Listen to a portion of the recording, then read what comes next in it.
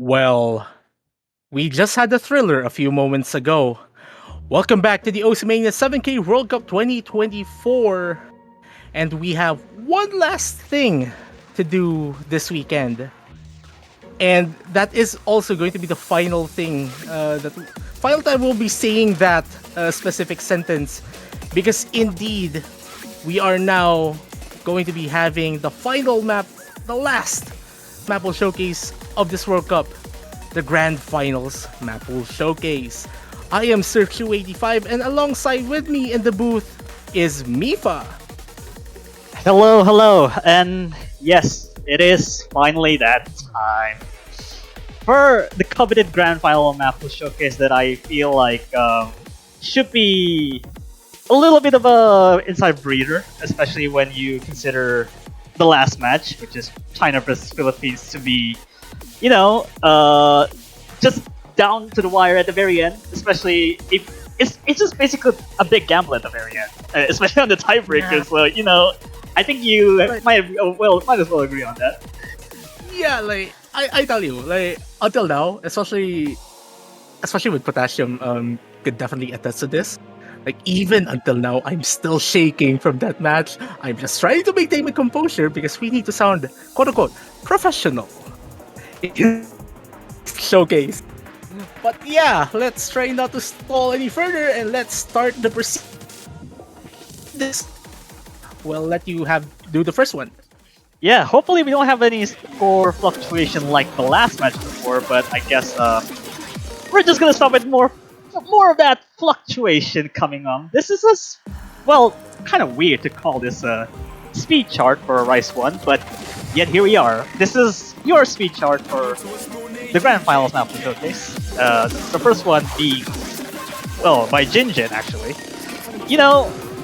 Heavy emphasis on more of the fast sweeps, not so much on the stream or whatever favors you, but this is very technical for a speed pick like this. Yeah, I'd say like especially for like the super late game, the speed pick this transition more into like the super delay kind of style. Like while the song isn't exactly edited to sound like the key sound delay that we usually get from the BMS2DX like delay song kind of thing, like the delayed edit. Like what we had from Moongate from the previous map pool. This instead does the delay patterns on these wub sounds that you're hearing from this chart. And aside from the hand speed, you mentioned the technicality. So there is a lot to pack with this chart in particular. There is a lot to unpack, even with exaggerated patterns. Although you get some breaks here and there, but you would really consider that because it just comes in full force, and whatever the likelihood of that, you just don't get any break. Yeah, but again, like with a lot of the pools, with a lot of the picks that we have for the 7K World Cup, we usually hover around like the 2-minute 30-second area, and this is definitely going to be one of the shorter picks as well in the pool. But I'd say like we're going to be seeing some pretty intense scores here regardless. Also, this is more of a thing to observe, especially with the Grand Finals pool. Are we going to be seeing any full combos in the matches next weekend? And from this first chart, already the answers only start to lean towards the no. Well, when you considering the replayer ET Jinjin doesn't really get any further than like 96%, this spell is doomed, especially for the three teams remaining that will be playing: South Korea, Philippines, and also Malaysia. So actually have fun with this, Yeah. and I just don't think we can get any high 99s from later on. Also, before we move on to the next one, let me just mention that the title of the song Fluctuation, I'm pretty sure LN3 from the finals pool is also titled Fluctuation. So yeah, it kind of built. I guess the pools do build up from each other in that manner as well. But yeah, now let's move on to our next pick, our dense core stream pick. We have Myth's Orbus. And man, like unlike what we have from Love and Justice, this is bracket central. Like outright bracket central. Yeah, this is just, if you think that Zichang Hao had like a 192 BPM or something. This is like almost a 20 BPM jump. Brackets, if you just consider that, it just exponentially gets harder when you even consider to hit them normally. Yeah. Oh yeah, that chord trill as well might end up being technically the easiest section in the chart, but we're going to see lots of rushes there, especially if the players try like loosen up on their hand control as well. And now here we see like some heavy hits on with this chord. Like this is going to be especially rough for players that are not prepared to play anything in this caliber. Yeah, but this being an OD 8.5, this is pretty high for what is being asked for the player as well. So it's kind of just to rub it in, especially just the bracket just comes in like for no apparent reason. Yeah, and also the other map was that this will be mad if I don't say this, but our replay here, God Mooring, is doing very well in this chart. The other map selectors will be mad if I don't say that. Yeah, there you go. More of that. Actually, I thought you failed to mention that about the chord trails like that is especially when it's more centered around the middle chord trail like that. It's just something you have to kind of keep track of. You just don't want to make sure you autopilot and get lost on one of those transitions even. Well, I'd say, like, especially what we've seen over the past few weeks, even among the lower rankings, like the cold stream has always been a favorite. While this start is especially rough, I think this might be like a sure pick, especially for the remaining teams now in this roster, and also especially because of the next pick, which you will be the one introducing. Yeah, this one's the hardest one to introduce because I feel like we're probably gonna butcher the pronunciation of this because I have no idea how to Yeah, do this one. You know, yeah, you don't have kind of luxury to do that, but yeah, Yotakibanashi no Kamikakushi. Our stamina chord stream, although stamina is kind of an understatement, even though this is shorter than 2 minutes, 240 BPM. yeah, definitely faster than what we got from Campanella last weekend. Also, I think this is the shortest pick of the entire pool, clocking it at a minute and 50 seconds. And with picks as short as these, like you cannot afford the early misses, especially for certain players here. Like early misses are going to be super fatal, especially with how this chart is unrelenting. Yeah, you can see just like even that. You get some shorter breather, but it doesn't really last long because you get introduced some more sporadic chord jacks, but then you just get into it in once you recover the stamina, even though I guess the second half is worse. So you just don't really get too much of a room for error. Well, you get like a few seconds of a break in the action, but then you're immediately bombarded with like lots of notes. So effectively, like the break section is really just there for you to reposition your fingers, maybe stretch it out, like just tense up a little bit, just or give it like a small stretch, and then you're back into these very very long, super dense streams. And again, this clocks in at 240 BPM, which is fairly fast, or like super fast already for 4K, for 7K standards. I mean.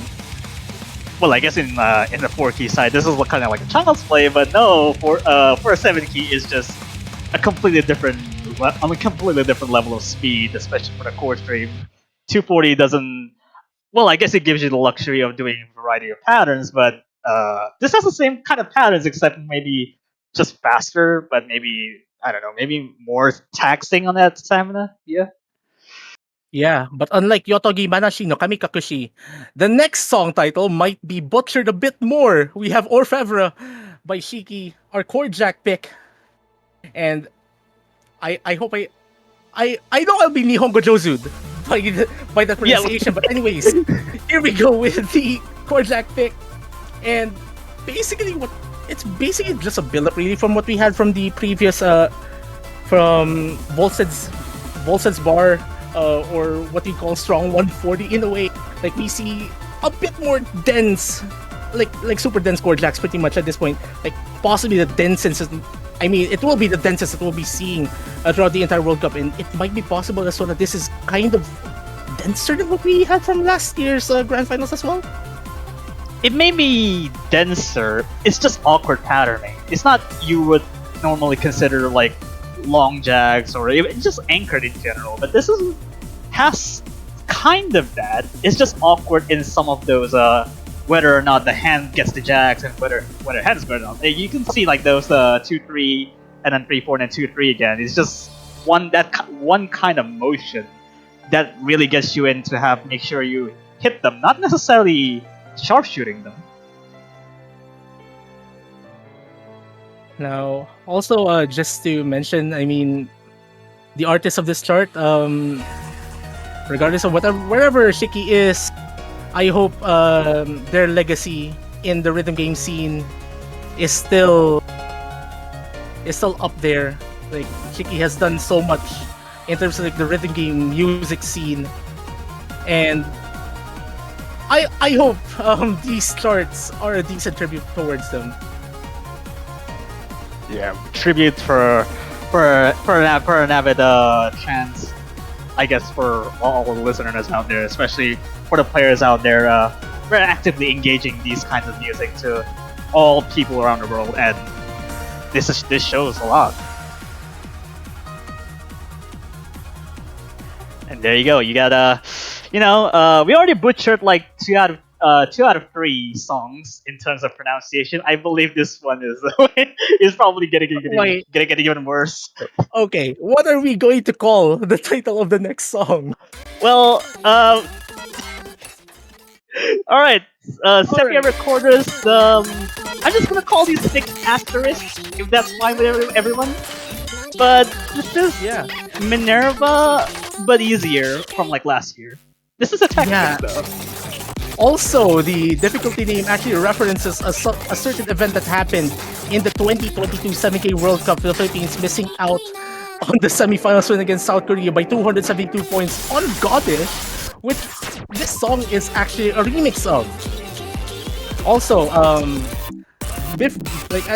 you're already seeing how technical this chart is, so by the way, I might as well give a shout out to the note charter of this chart, this super difficult pick, the same note chart we had for technical pick last year with Minerva. I would like to greet Paul Kappa. Dinabati ko si Paul Kappa ng isang maligayang kaarawan. Happy birthday to the note charter of this chart. Wow, happy birthday! Yeah, what a birthday present. I mean, more like Paul Kappa giving the birthday present to the players and giving them a ridiculously hard chart to play. Yeah, happy birthday. Not sorry for having these kinds of charts to be exposed to the 3 teams, but you gotta do what you gotta do. Yeah, like this is a really good birthday present for the teams from the birthday boy. Yeah, this is just messed up in truest sense of the word. I cannot even recognize that this is actually a Godis remix. I can't even recognize this is even a real music even. Yeah. Also, by the way, OD 7.2, HP 7, but yeah, we don't notice that. Anyway, let's move on to our mixed rice pick. Yeah, you got this one. Yeah, we have Raputa, our mixed rice pick. Also, shout out to a replayer named Dalike. And similar to what we've had for the previous mixed rice picks in the pool, they usually tend to be among the harder charts in the pool as well. If you already thought the previous ones are hard, this is actually hard. Yeah, this is not just as messed up as the 6 asterisk. Well, I guess we can call it that officially. Or I guess on stream or whatever not, or just you can call it like Vice 5. No, but this one is just Chimi Morio, but except maybe just less bass. Yeah, and like just look at these patterns. these trills are extremely abrasive. You're already seeing some I think those are 116 bursts or grace notes or something like that. Like they're really like I don't think like the charters are really giving the players to even get through this with some decent accuracy in a way. Also, yeah, just oh man, what a yeah, nice quote unquote chord jack. But yeah, now we're into the break section of this chart. I might as well give out a special message coming from the note chart of this chart. Liju would like to give a shout out to Haruka from Blue Archive. Yeah, for whatever reason that make you feel good, and yeah, there you go. But yeah, you get to this course string that is it's just kind of delayed in one sense of the word. It's just messed up in one way. yeah. Like this is extremely abrasive. Like even the brackets. Like, Oh god. yeah. Oh man. All right. Like just some mini jacks in that section as well. Like I'm actually having trouble like finding a way to even like wait, how do you even hit this? And yeah, as we go into like to the end, as you know, for most TJ Hangnail songs, most of the iconic speed ups, which you see because of, the BPM, there's a little bit of a BPM step up that you might not want to miss in here. Yeah, and now more of these chord jacks, and these are the abrasive kind of chord jacks as well, with some one for versus. But I want to call that a double stare or a triple stare because I think but I think that might be taking a bit too much of a liberty calling it that. And that's our mixed rice pick, and we have one more rice pick. Yeah, the last of the rice pick. Yeah, you got Kobe's Bariogenesis. I guess you don't want to call it stamina, but it's a very long pick. So we got a 4-minute pick coming out for you, but this is the real 280 BPM. Well, 281 BPM. Got lots of everything except maybe just had a bit worse than Shinimorio.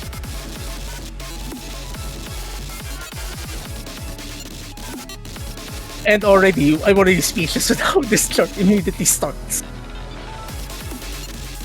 Yeah, it just starts with some kind of pattern that is it's still fine for the most part. Yeah, it's a fine.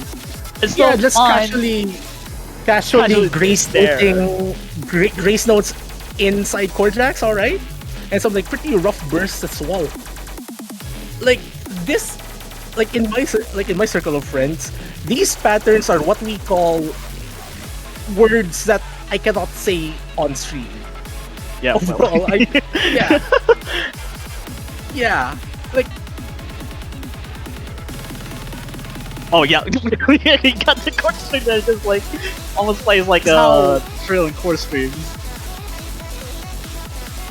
And to say that this might be relatively the easier part of this chart, and you already see how ridiculous like the stairs, like the skating stairs we're seeing here.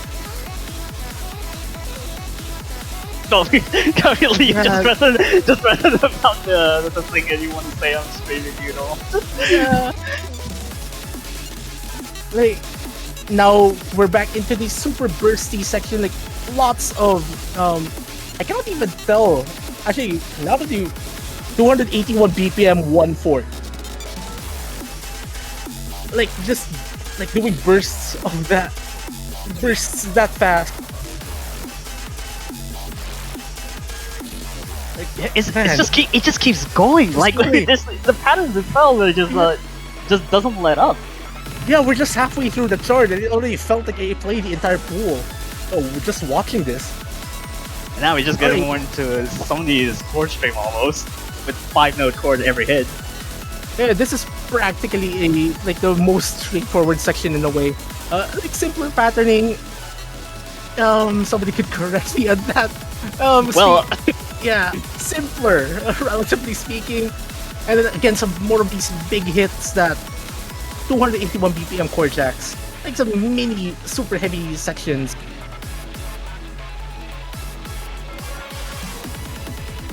I guess the only ample time to say that the break section it does give you plenty, but once you get there, you just get barraged into like every single patterns that comes up, even like in 281 BPM.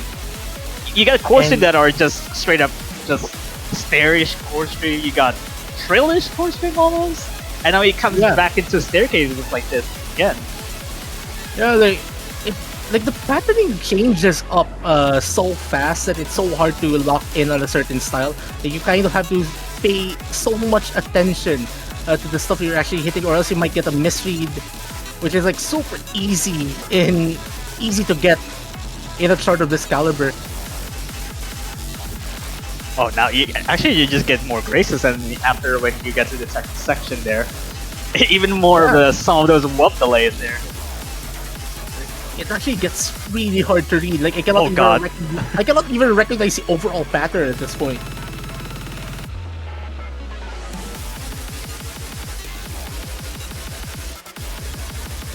Yeah, this is just an expressive pattern. Yeah, like charting is an art form, and the charter really gave this enough justice. Now we will be opening the LN pool with the only non-custom chart for this weekend. We have Thatch's Reunion, and this is a really old song, if I say so. Like from what I remember. Yeah, this is our LN release pick. Yeah, if you thought like the final LN release one was just make sure you get the staccatos right, just introduce vocal dumps into your LN release and you get this. Yeah, and again, I had to clarify. Only non-custom chart. Yes, this is the only note chart that is currently uploaded before this map pool showcase. And LN release pick.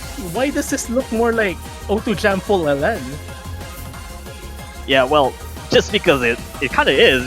I mean, when the difficulty says azimuth, it's a danger for teams that are not really proficient on getting that to the skill level you're at now. also, I might as well note, like, in between all of the madness that you saw, there are actually reverse shields inserted into the patterns as well, and it's going to be and even on stream, it's going to be super hard to catch. Like, they're just out there. Like, you're already seeing they're like in the outer columns of the stage as well. And I'm pretty sure the last quarter of it gets worse because it repeats twice. Like these ones, you get vocal dust, but it's actually repeated twice. Yeah, this is essentially like a vocal.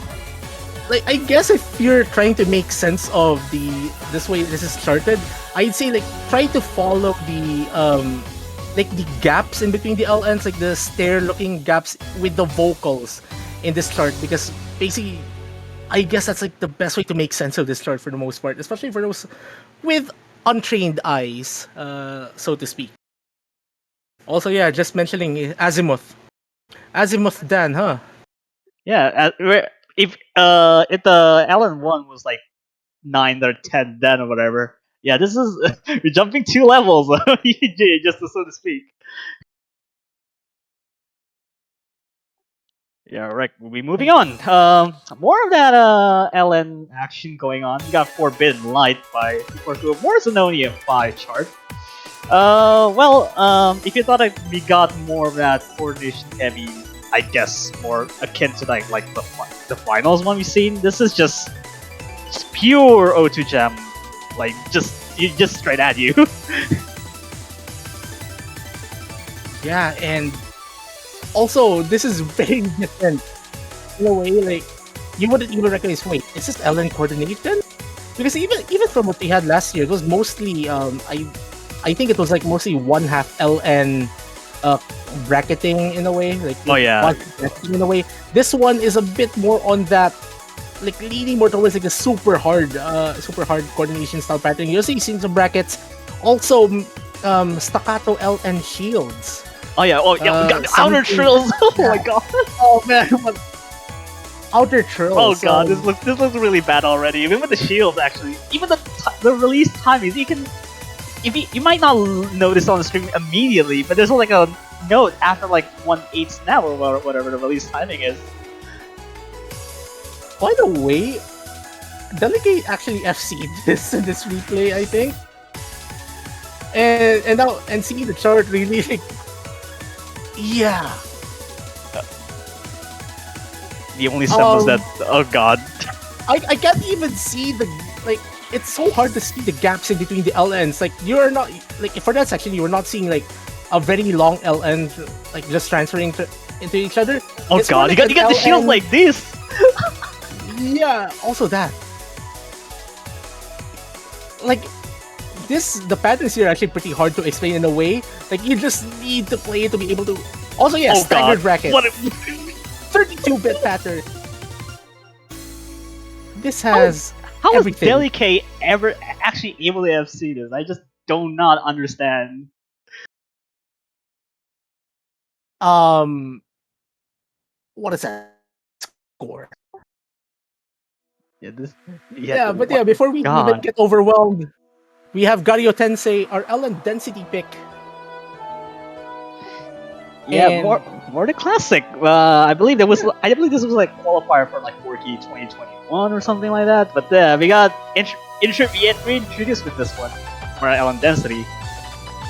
And you mentioned in the notes as well that this might be the most favored pick, LN pick of the entire pool, and I do agree with that.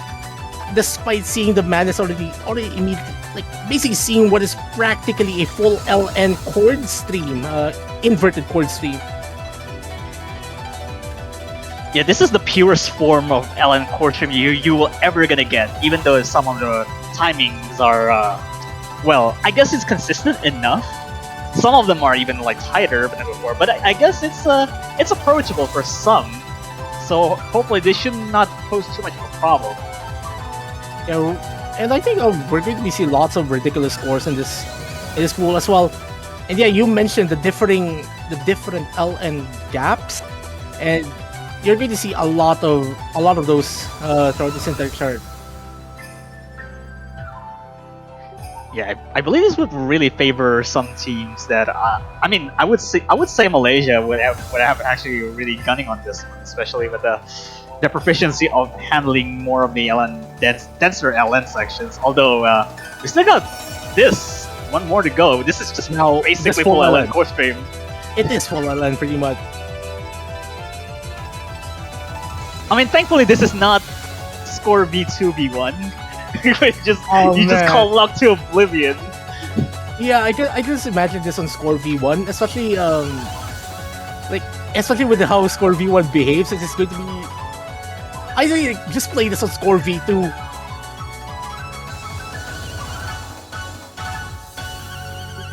Especially, yeah, very straightforward and consistent pick for LN density. So hopefully they shouldn't be that much of a ban worthy. Also, again, FC. Yep, that's the second FC I think from the entire Mapo showcase. I think. But yeah, we got more LNs again. This is a little more the next one. This time you got another Zenonia 5. Well, motion. Although you'll get some more of that stuff, which is more O2 Gem. But yeah, if you just don't like Forbidden Light, then you get this, which is more wacky. Yeah, unlike what we had from even LN1 as well. Like now we're just leaning more towards like the super abrasive, super shield heavy charts that we all know and love from O2 Jam. And that's basically what this chart really tries to emulate. Correct me if I'm wrong, but I think especially for those who are more into know, I think they should be leaning more towards like the high level 80s, almost leaning to the level 90 O2 Jam charting level. Also, yeah, just a note, spacebar mini jack as well, like in between the madness. Oh yeah, I think we probably forgot to mention because this is a mirror replay, so might be a little bit different for some, but hopefully they should not be too much of a concern because of how heavy the chart is. You can just play it as you would normally would. Now, like the bursts here actually really are like extremely tricky, and you're also having a fair share of them on both hands as well. So even if we have the showcase not on mirror, I think this is still going to be an extremely ridiculous chart to play. Definitely something that will be left towards the more to the tail end of a match, or should I say like a picking strategy in a way. Even though you get some of those reverse shield. I mean, thankfully this is not shields because if anything else, it would be like some kind of like Tsuki Murakumo from like 17 DH chart that is very cursed around now. Oh man, you just have to mention that chart. You kind of have to. Yeah, that chart is hard, and this is basically like that taken up to 15, not even 11, just 15. Oh god, you get to get that was the ending as well, but that's pretty much for LN4. This is the last LN, and you probably would really delighted to introduce that one. And up next is the chart that has the best background in the entire pool. We have Watoha Rocket featuring Neko Hacker. A chart by Maple Syrup, and this is all. And the background also as well features E.T. Blocko, E.T. Turney, and E.T. Jinjin, three of the most beloved characters in the entire Osamania Samike community. Although we don't see E.T. Turney because it's just being blocked. Yeah, blocked by the stage.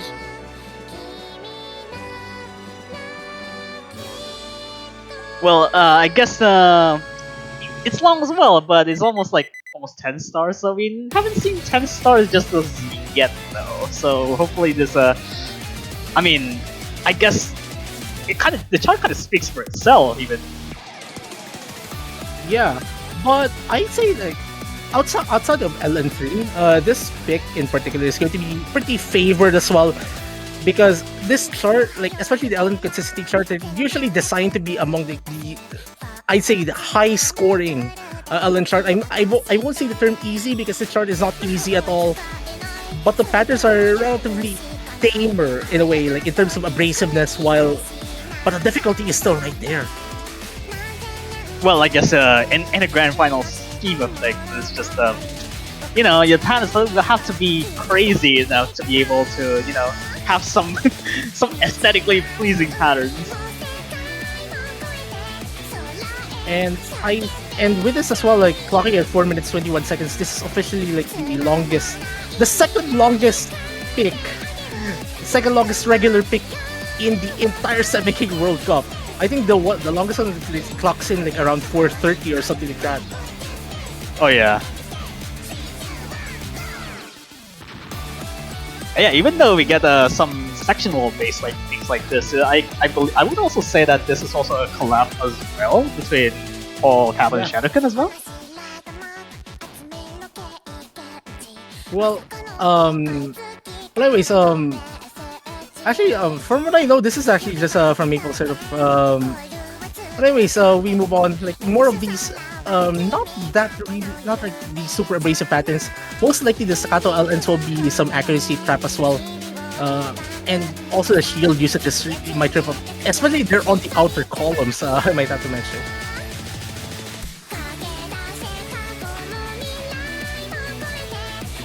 Oh yeah, that pattern. Reverse shields, by the way. If like you, and leaning more towards these a bit more abrasive patterns.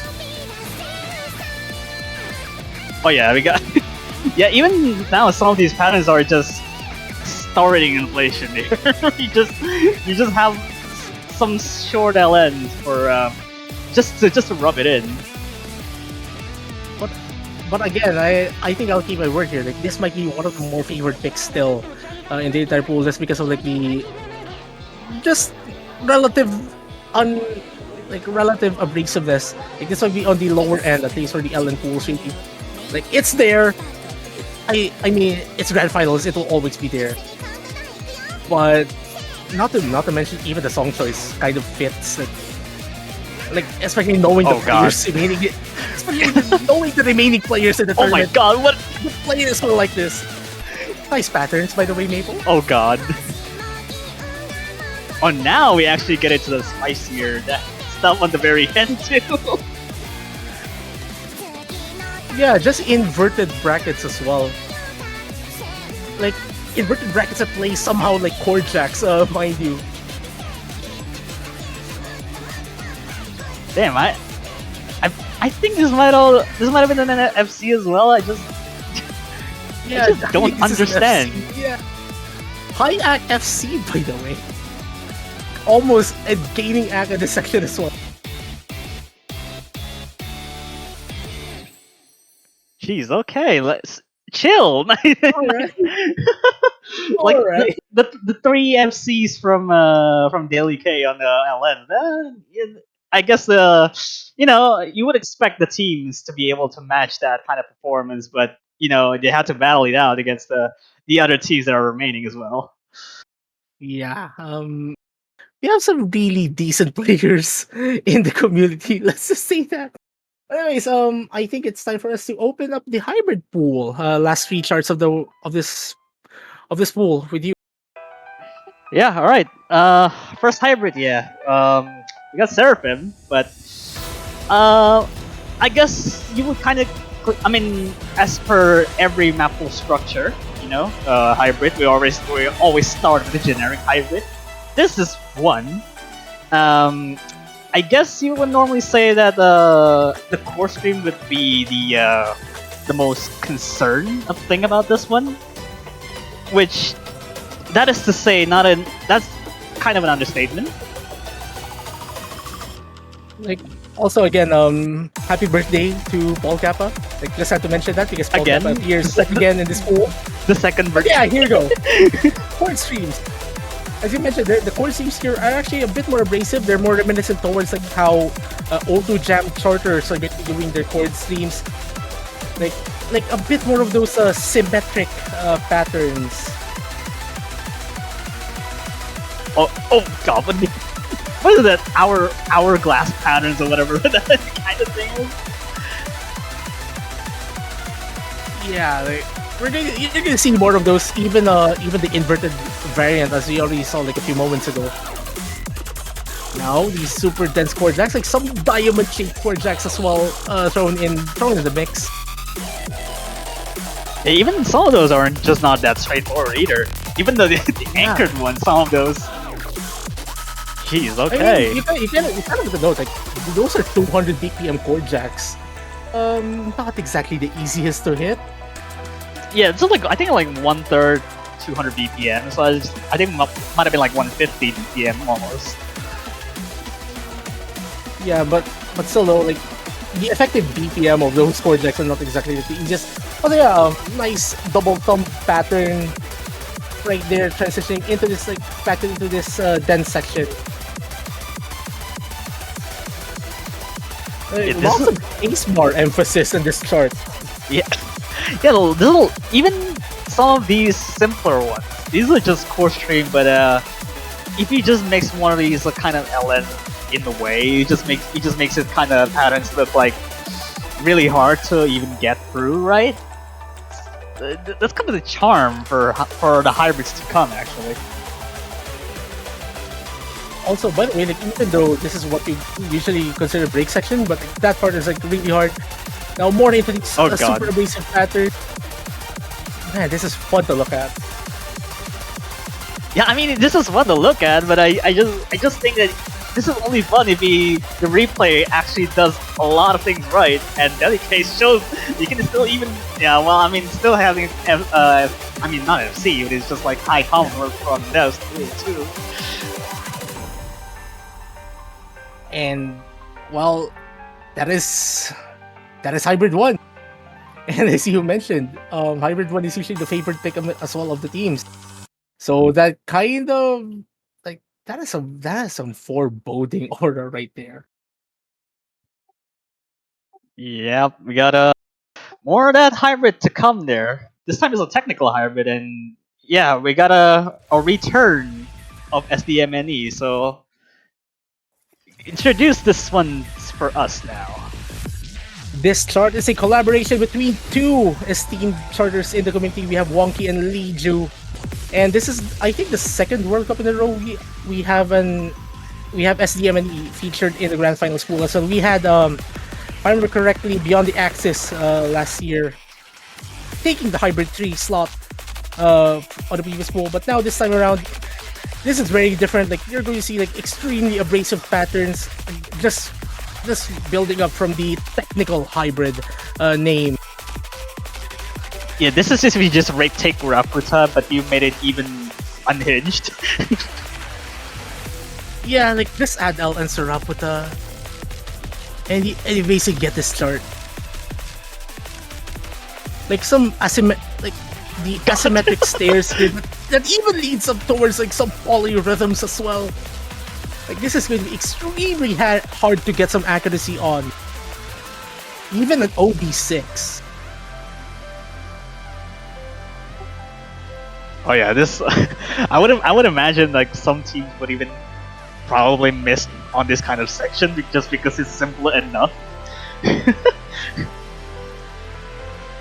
I mean, like we've seen a lot of people miss on these on this section, on these kinds of sections in particular. Like we've seen that throughout the entire weekend as well. Yeah. Won't be surprised if anything similar happened. And now we got more of that, you know, the classic Leiju patterns with those shoulder LMs like that. I like when we're just calling it Leiju patterns now. But yeah, like lots of like super abrasive, fast, 112, 116 stairs, transitioning into like these super abrasive patterns, and not to mention the LN gaps in between the LNs as well. You kind of have to be careful and pay attention to those. Very easy to miss out on. Yeah, these are just whoop central for everything. You just layer one sound one after the other, and it just makes it coherent enough.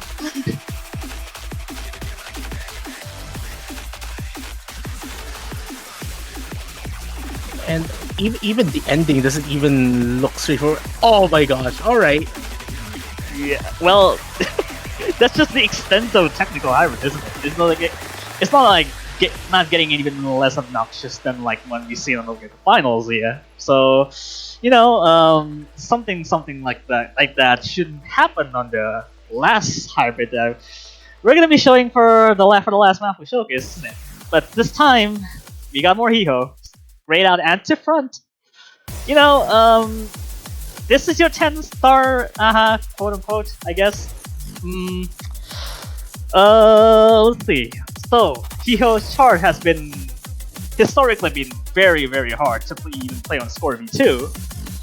But this is essentially a hybrid that you would normally see on, you know, some kind of like Beyond the Ages kind of thing. This is just Reunion, but worse. Oh man, I'm actually pretty excited to see the scores of this chart, should this chart be picked in particular.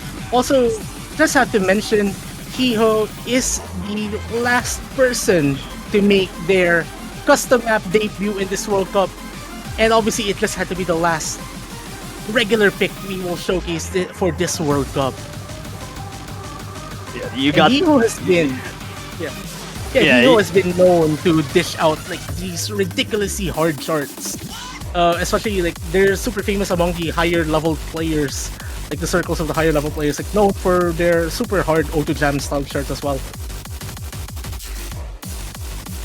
And yeah, you get some of these vocal dumps, but except this is whoop dumps. Just compare this like to Reunion. This is kind of that style from Hiho, and this clearly shows. And also, just to mention, like the patterns here are super unrelenting. Like you're seeing these pretty big flams inserted, like embedded in this chord stream. What is effectively a double stair if your eyes are trained enough.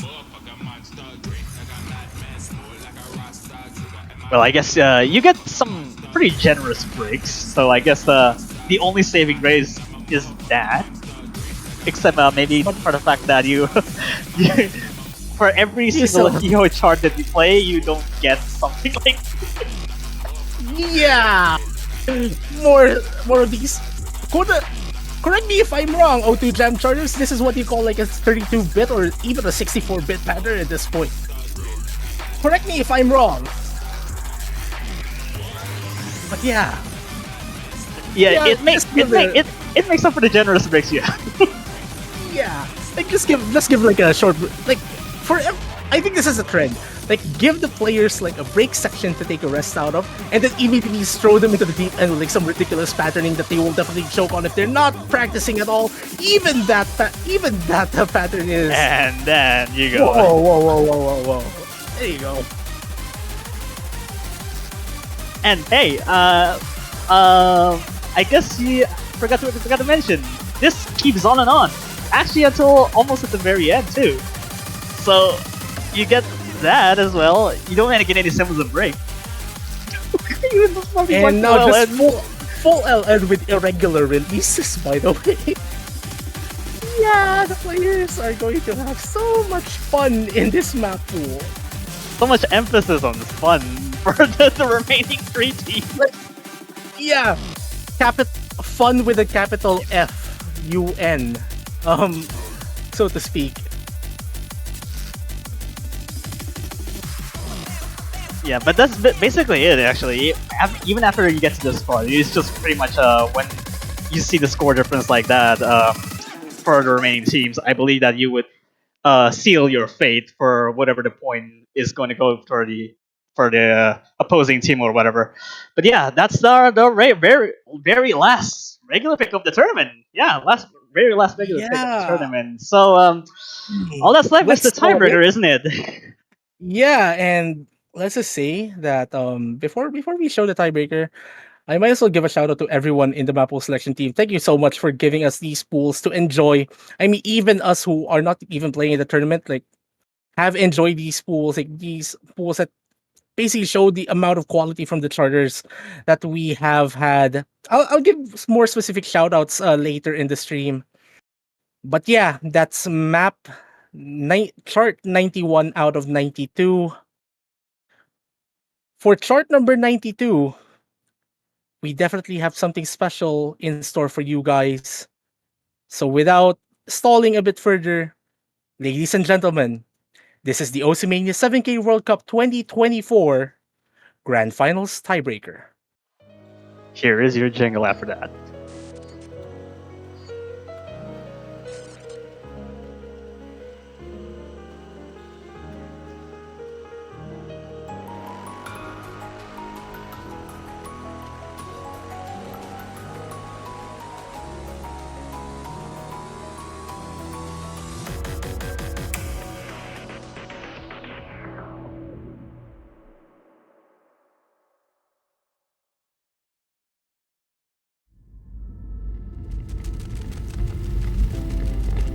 In the tranquility of dim-lit chamber, my reality davages, as though light itself fractures into myriad of truth.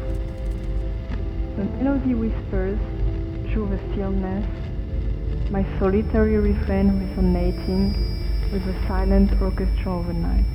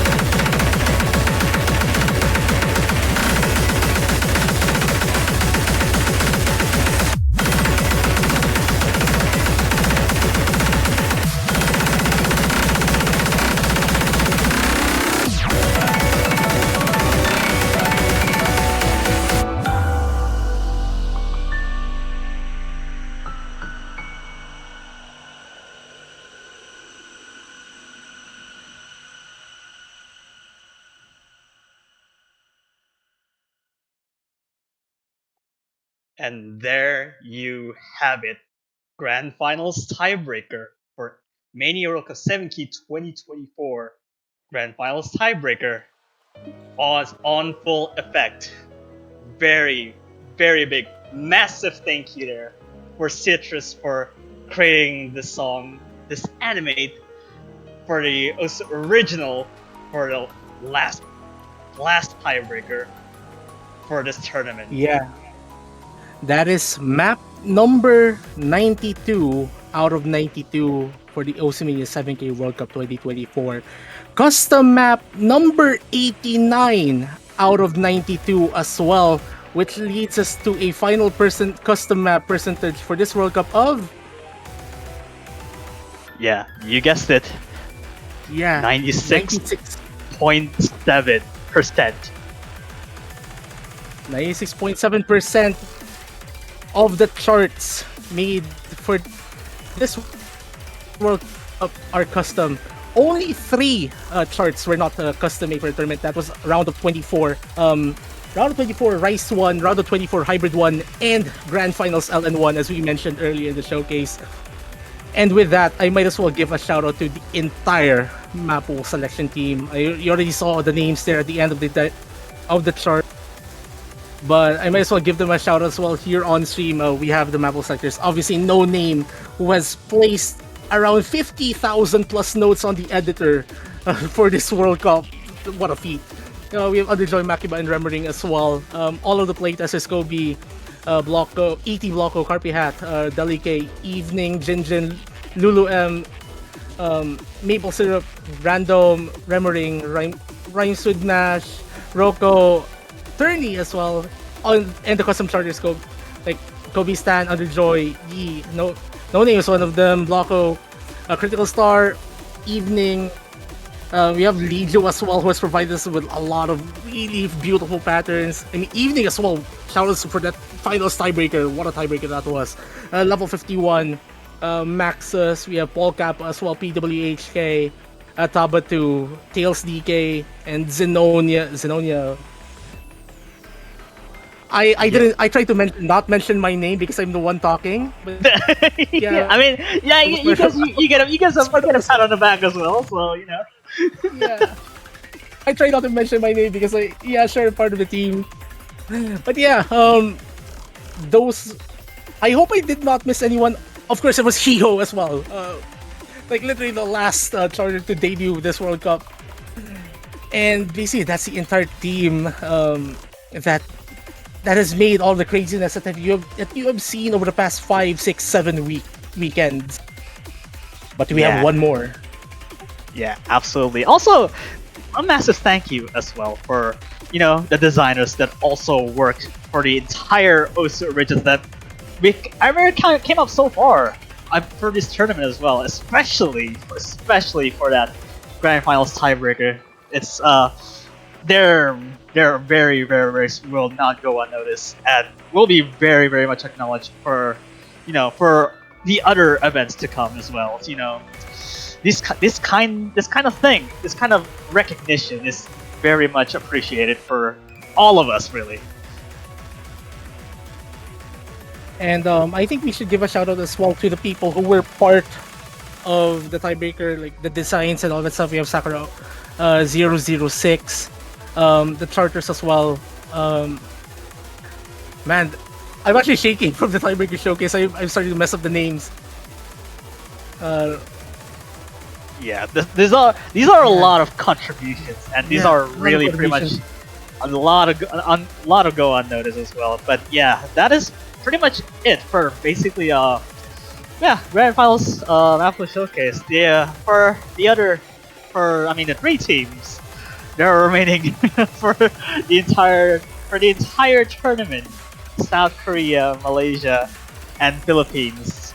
These are a tough uphill battle to climb, to make sure they get themselves to a fixed position on the podium.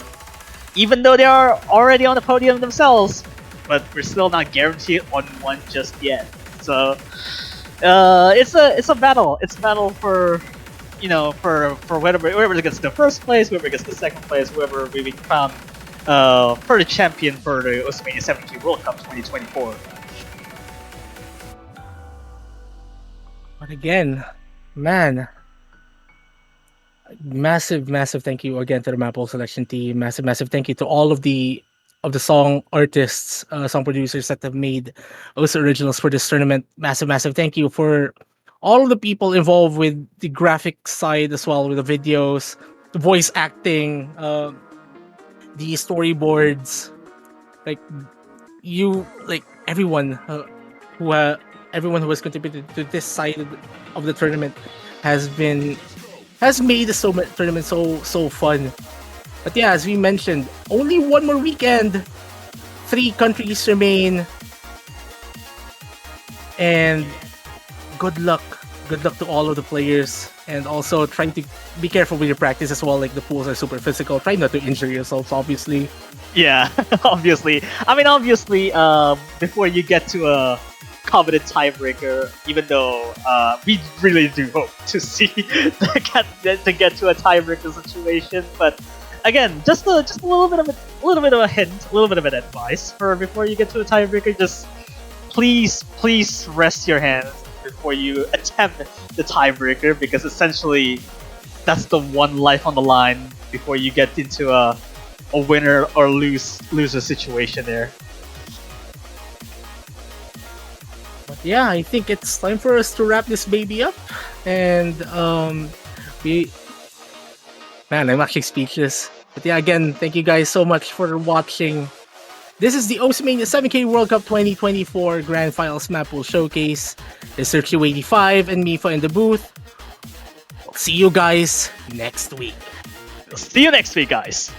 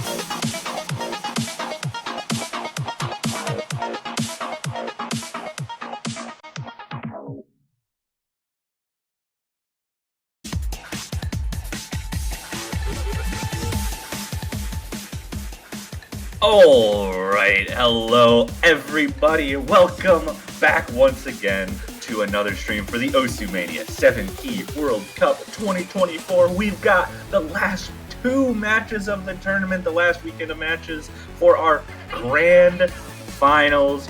Up first, we've got our 3rd place match to determine who goes home with the bronze and who goes on to face South Korea in the final grand finals. Malaysia versus Philippines, our number 3 and number 4 seed. Gonna be a heck of a match. I'm Tote Daddy, one of your commentators, joined not by one, but 2 of my fellow commentators here, Sparky and Raviel. How are you guys doing? I'm doing absolutely fantastic as always. Rav, how you doing? Yeah, this is going to be very interesting. A rematch of the 2022 loser bracket finals. Malaysia and Philippines also hoping to try and get their spot into the top 2 and face South Korea tomorrow. Yeah, absolutely. I mean, and if we're going on what happened last time these 2 met in this 3rd place match, we did see Philippines take the victory to go on and face South Korea in the grand finals. So we might be seeing a repeat of history, but I know Neo and Chiwi don't want that repeat to happen, so they're going to be putting up as much of a fight as they can. Yeah, Malaysia already tying their personal best in 7 key, making it this far. If they were to fall, they'd be matching it. But I mean, given their level of performance as a duo this time around, it's one to rival that of the Philippines, who needed to pull off a bit of a Herculean effort against China last weekend to make it here, taking it all the way to tiebreaker after being down, almost 4 or 5 maps. So, I mean, Malaysia's gonna give the Philippines a run for their money, but Philippines proving that they definitely have the resources to pull through when needed. Yeah, and one player to point out over in the Philippines side is Kura, who played every single map in the finals weekend and averaged 99.39% accuracy and got 11 MVPs against China. So that's one to watch. Yeah, I mean, certainly putting in the work, and I mean, that has kind of been the case for the Philippines team for quite a while, especially in these late stages of the Mania World Cups. Kura has just been putting on the leader pants and trying to, carry the Philippines off to the races, and they managed to win it last year. So if Kura wants a chance at getting that victory, I think they're going to have to show another really impressive performance today.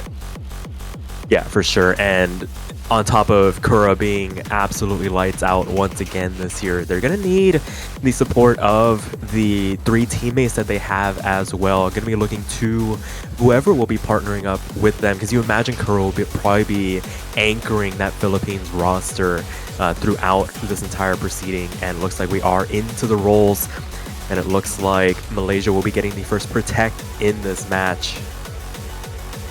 Area Gensei gonna be protected out there. That's gonna be the density long no pick getting protected, which is maybe a little bit interesting. If I were to see any LN picks getting protected, I would have expected it to be one of the more coordination heavy maps like LN2 or even maybe like LN4.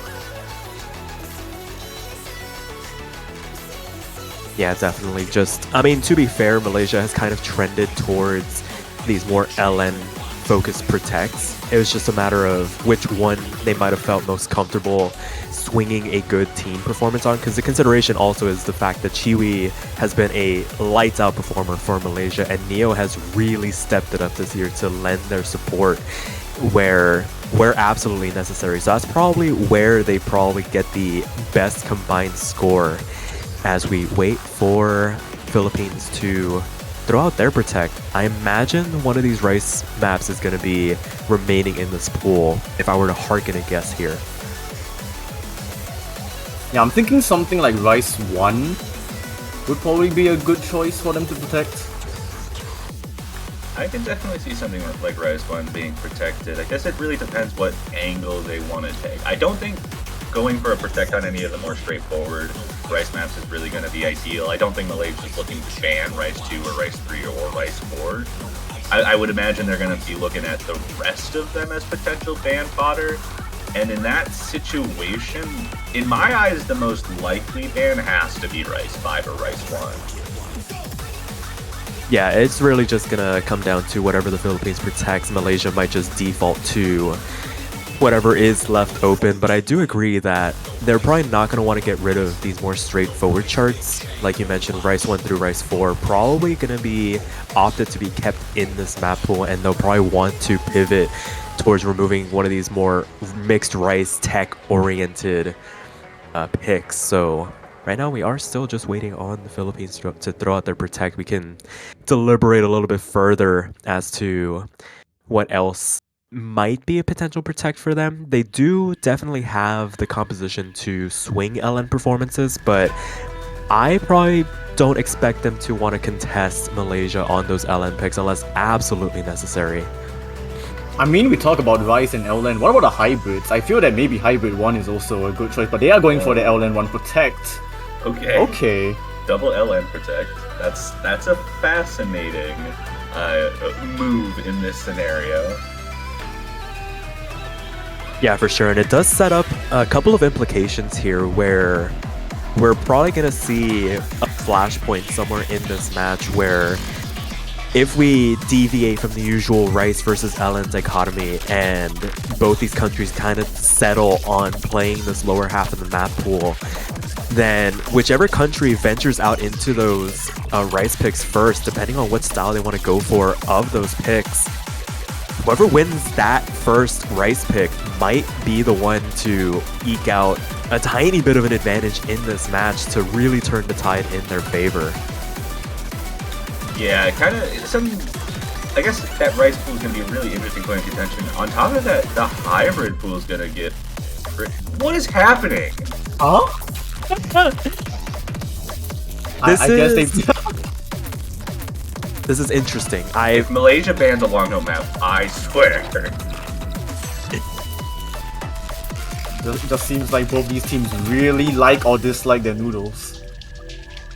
A very polarizing pool. Okay, Rice won. Okay, that makes so much more sense. Yeah, I was talking about how Philippines could have protected that. They chose not to, and now it's getting banned. Now they're sad about it. Yeah. I doubt it. No, Immediately. I thought that said no. That says Neo. Neo. So maybe just mentioning the other players. But the protect comes out immediately from Malaysia. So yeah. LN3 looking to stay comfortable right out the gate. I can't hate the strategy. Yeah, for sure. Just given an opportunity to kind of settle into this match, it is arguably the most important match for both of these countries. And what better way to do it than ensuring that you at least get that comfort pick out of the way, kind of set the tone a little bit. Don't go into any of the riskier picks. No need to kind of venture out beyond the comfort zone. But I know we'll see who comes in for this for the Philippines. Looks like it is going to be Sani and Oji-san, also known as Kura, if we are keeping track along. And it looks like they are ready. We're going to get into this first map of this best of 13. First team to 7 points will set themselves up with a date with South Korea in that winners grand finals. Yeah, just to refresh everybody's minds, this is the LN density pick. I think that'll become pretty clear pretty quickly. Yes, it will. Very, very dense, very almost inverse oriented. Chiwi with an early drop though. Before the 400 combo mark, another drop. That is uncharacteristic of Chiwi, potentially keyboard issues. Oh my gosh. But that's a full reset from Malaysia. Early on their own protect, and they've already given Philippines a 7,000 point lead.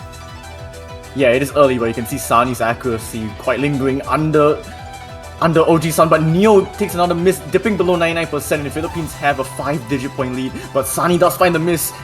It's traded back and forth with Neo. Looks like Chiwi was able to find that footing there, so it's just Oji-san and Chiwi holding on to the combo for the time being, but Neo and Sani both getting above 400 combos, so it's gonna stop the bleeding, but Neo finding another break, back up to that 5-digit score gap. Yeah, it's really just this battle beginning to develop between Neo and Sani on the top half. Meanwhile, Chiwi and Oji-san starting to cancel each other out. Actually, Chiwi winning that battle by about 0.2%, but Oji-san does have the advantage of holding on to that full combo. But Chiwi, the fact that they found those misses very early on kind of negates any potential score loss. As we make our way into the last third of the chart here, an opportunity for everybody to kind of regain their composure, build up some combo, build up some accuracy. We see Neo and Sani now tied neck and neck as this lead begins to dip down ever so slightly below that 10,000 points as Sani finds a massive drop traded by Neo once again, but the lead has shrunk to 3,000 points going into the last quarter here. Yeah, it's all on Chiwi now for Malaysia because Neo is finding all these misses. But Philippines as well, like Sani dropped all the way down to 98.65. So over on their side, it's all on Oji-san. Yeah, overall, Malaysia does have the accuracy lead off of that, but the combo game is just too strong on the Philippines side, and Oji-san with the full combo is going to carry Philippines to an opening breakpoint. Oh, Grand Finals pool! Grand Finals pool FC. This is just Kura. Kura just FC's Grand Finals maps. You should know this by now. And to be fair, Chiwi have almost exactly the same score.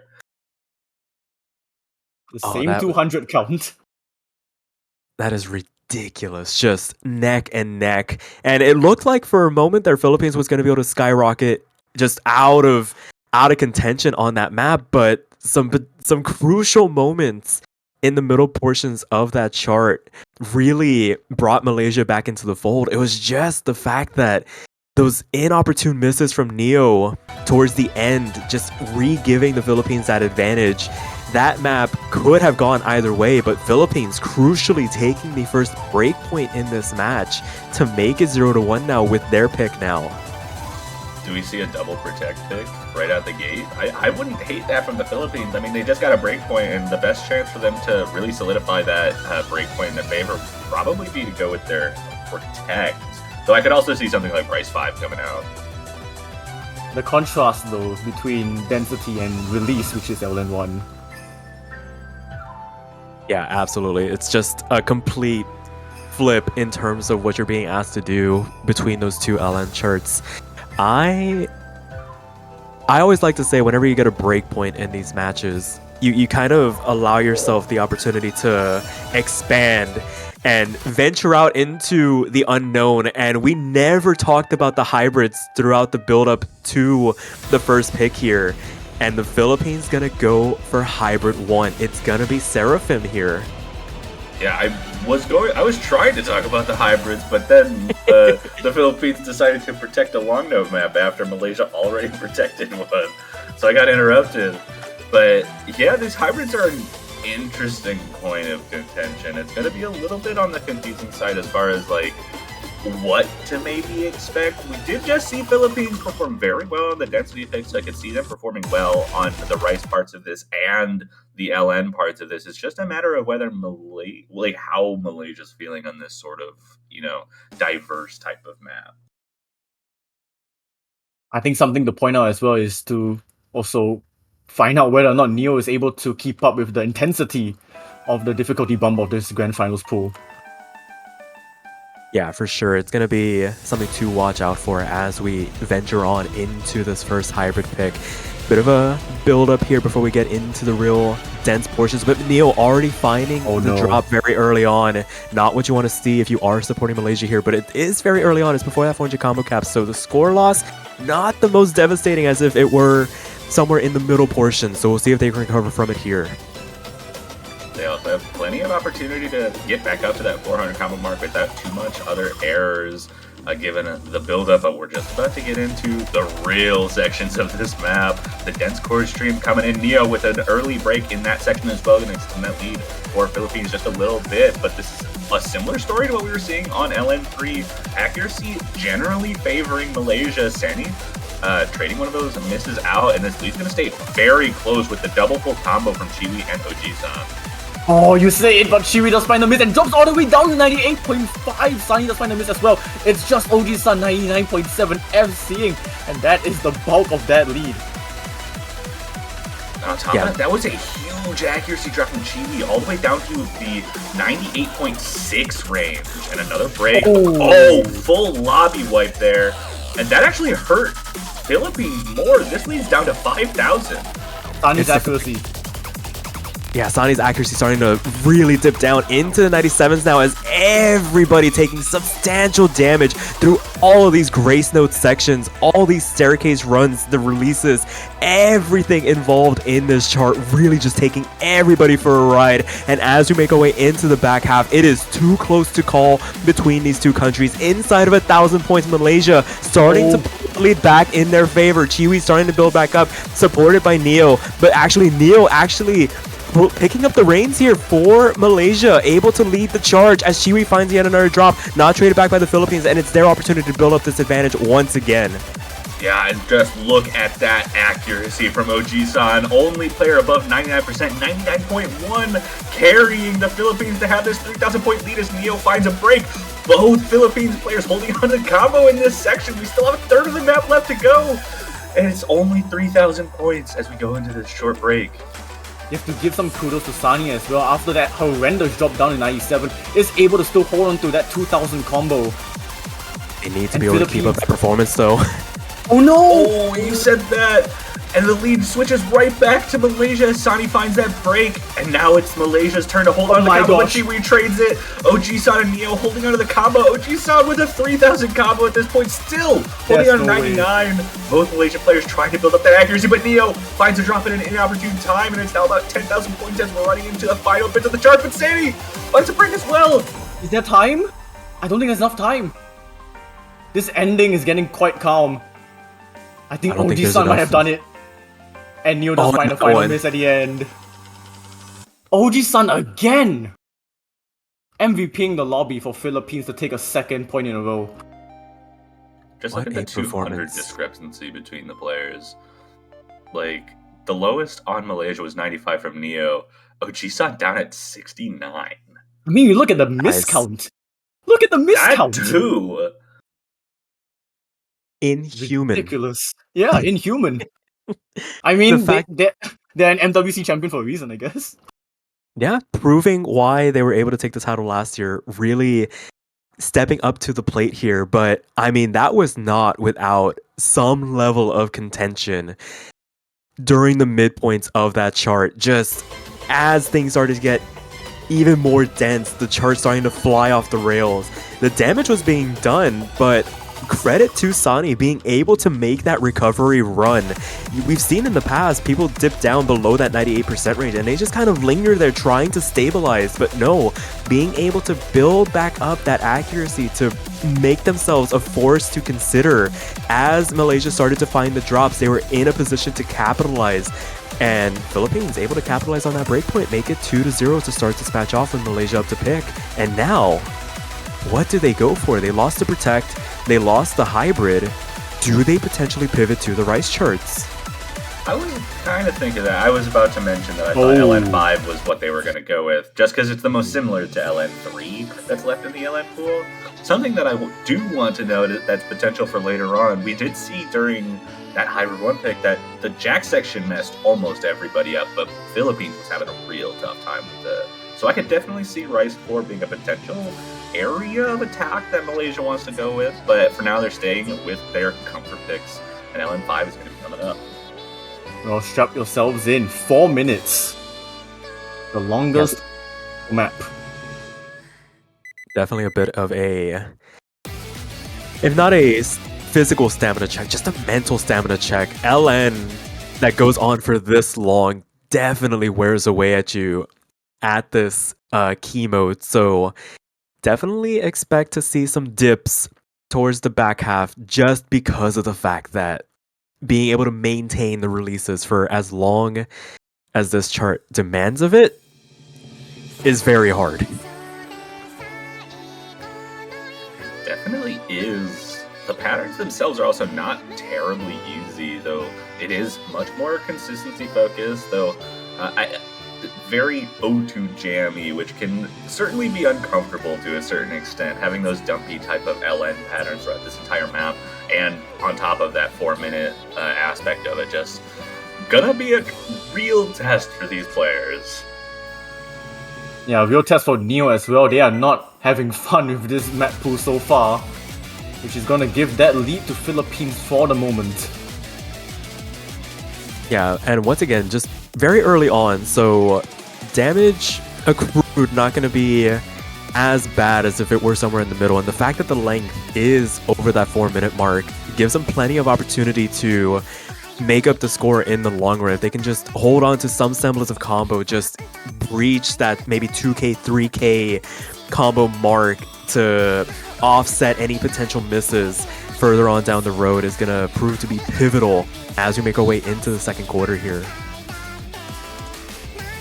Yeah, nothing too difficult to these players yet. Just the one break from Neo early on in the map. Sani trading that back. Now, a big break, a second one as well. Going to shrink that lead just a little bit. It looks like Malaysia's going to take it over with the 2 full combos on Chiwi and Oji-san. Very similar to what we've been seeing in every other map. Yeah, it's those... But the lead, Neo with the miss. The lead goes by the Philippines, but Oji-san does find another miss. And it's just Chiwi with the FC. Oh, this is too close to call once again. Neo finding another drop. Only one player remaining standing during that section. It is going to be Chiwi, but the fact that, I was about to say, Oji-san able to hold on to the accuracy now falls back into the clutches of Chiwi, and now Malaysia has an opportunity to start clawing back some of this deficit inside of 1,000 points. This is a very fragile lead for the Philippines to stand on, and as we make our way into the back half, they need to be able to hold on if they want to try and capitalize on this opportunity. Absolutely, it is still Philippines' advantage for the time being. They do have slightly better accuracy, not by a whole lot, and definitely not enough to extend this lead anymore. And it actually looks like it might be shrinking just a little bit as Chiwi and Neo are trying to build up, but it is still going to stay about 500 points in Philippines as we hit this chorus. and an accuracy drop coming out from Sandy actually is going to give Malaysia the lead right there, and everyone holding onto the combo through this chorus.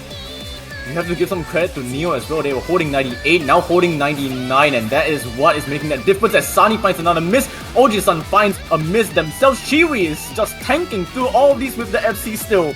And Malaysia have a 6,000 point lead, but we'll see if they can hold on to it for the rest of this map. Yeah, the full combo reset for the Philippines during that section gives Malaysia an opening to build a bit of cushion for themselves. Now 7,000 points, but with the Philippines now above that 400 combo cap, going to be able to stem some of the bleeding here, and this section going to give them both an opportunity to build up some accuracy as well. Before we dive into the last quarter, it's going to build up, fly off the rails once again. Can Malaysia hang on here?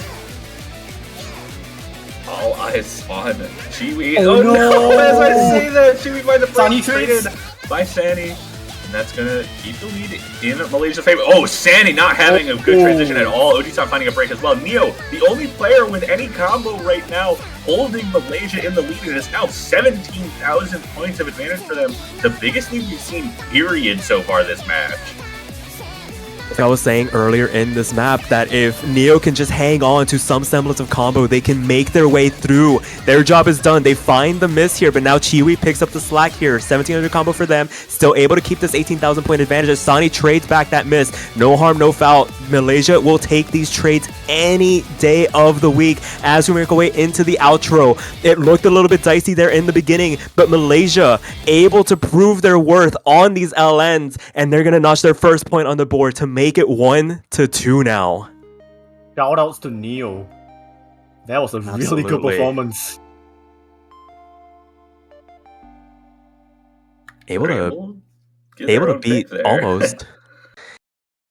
almost beat both Philippines players. I mean, the fact that they were able to keep Sani in check and just let Chiwi basically just run off and do Chiwi things. We give the plaudits over to Kura to start off, but I mean, the fact that it's basically been this top half versus bottom half battle where the leaders of both these countries just going at it against each other and the supporting cast doing their jobs when needed. It's proving to be a really interesting development in this match so far. And with the Philippines up to pick, we're running out of LN maps here. They do have the hybrids available to them, but which ones do you want to go for to not give Malaysia an opening to potentially take that breakpoint back?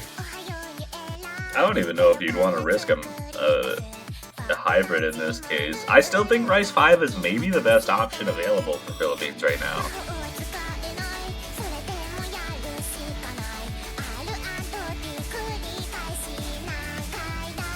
Right now we are still just waiting for the Philippines to throw out their next pick, and it's going to be LN1, so they're going for their protect this time around. Not the worst choice. I mean, definitely no better time than now to really just ensure that you can maintain this one breakpoint advantage. I mean, protected it for a reason. Let's see if they can perform on it. 4 maps straight with these 4 players, by the way. These teams really don't want to play this Rice pool right now. Yeah.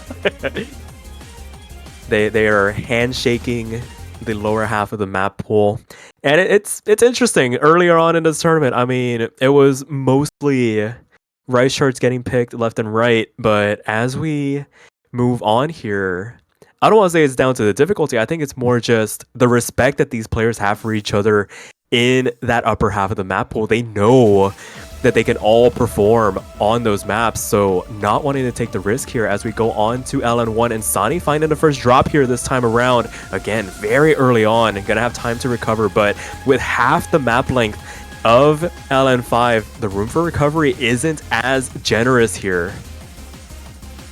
It certainly isn't. It was before 400, like you said. They're already back well above that 400 combo mark, so the lead is not increasing as much. But Chiwi actually not starting off on the strongest foot. The accuracy not as strong, but Neo picking up the slack, trying to hold off Oji-san, matching their accuracy about 10% behind. But Neo does find a break, and that's going to be more impactful than Sani's break, as we see all 3 of the other players in the lobby holding on to combo through this first big PI section. Yeah, but the accuracy, Neo will find a miss. I was about to say Philippines accuracy was dropping quite a bit, shifting that lead back to Malaysia, but Neo finding another miss, 7,000 points to Philippines. Yeah, just coordinate through the section, not the easiest to do. And after coming off of that 4-minute chart, just maybe some physical stamina being tested here as they all make it through that staggered LN section. Continuing on, the density does not relent as we make our way into the last third here. It's still a 6,000 point advantage for the Philippines. Still 2 FCs, 1 apiece as Neo finds yet another drop, not traded back once again, and the lead grows to 10,000 as Chewy falls as well. Going into the last quarter now, the Philippines starting to run away with us now as we continue on here. We've just seen the one break from Sani right in the intro. Other than that, Philippines has been holding extremely strong, but this lead is shrinking still, but Chibi does find a break to stem that a little bit, though accuracy is still, it's so close, but it's so, I think it's done. It should be done. This ending, yeah. Wow, nearly a double full combo from Philippines there. Yeah, that It's was just that single miss, right? Yeah. not even a miss, No, a 50. 50. Three players in the Wow. lobby with 0 misses. This is grand finals, by the way. And This also, is to grand point out, finals.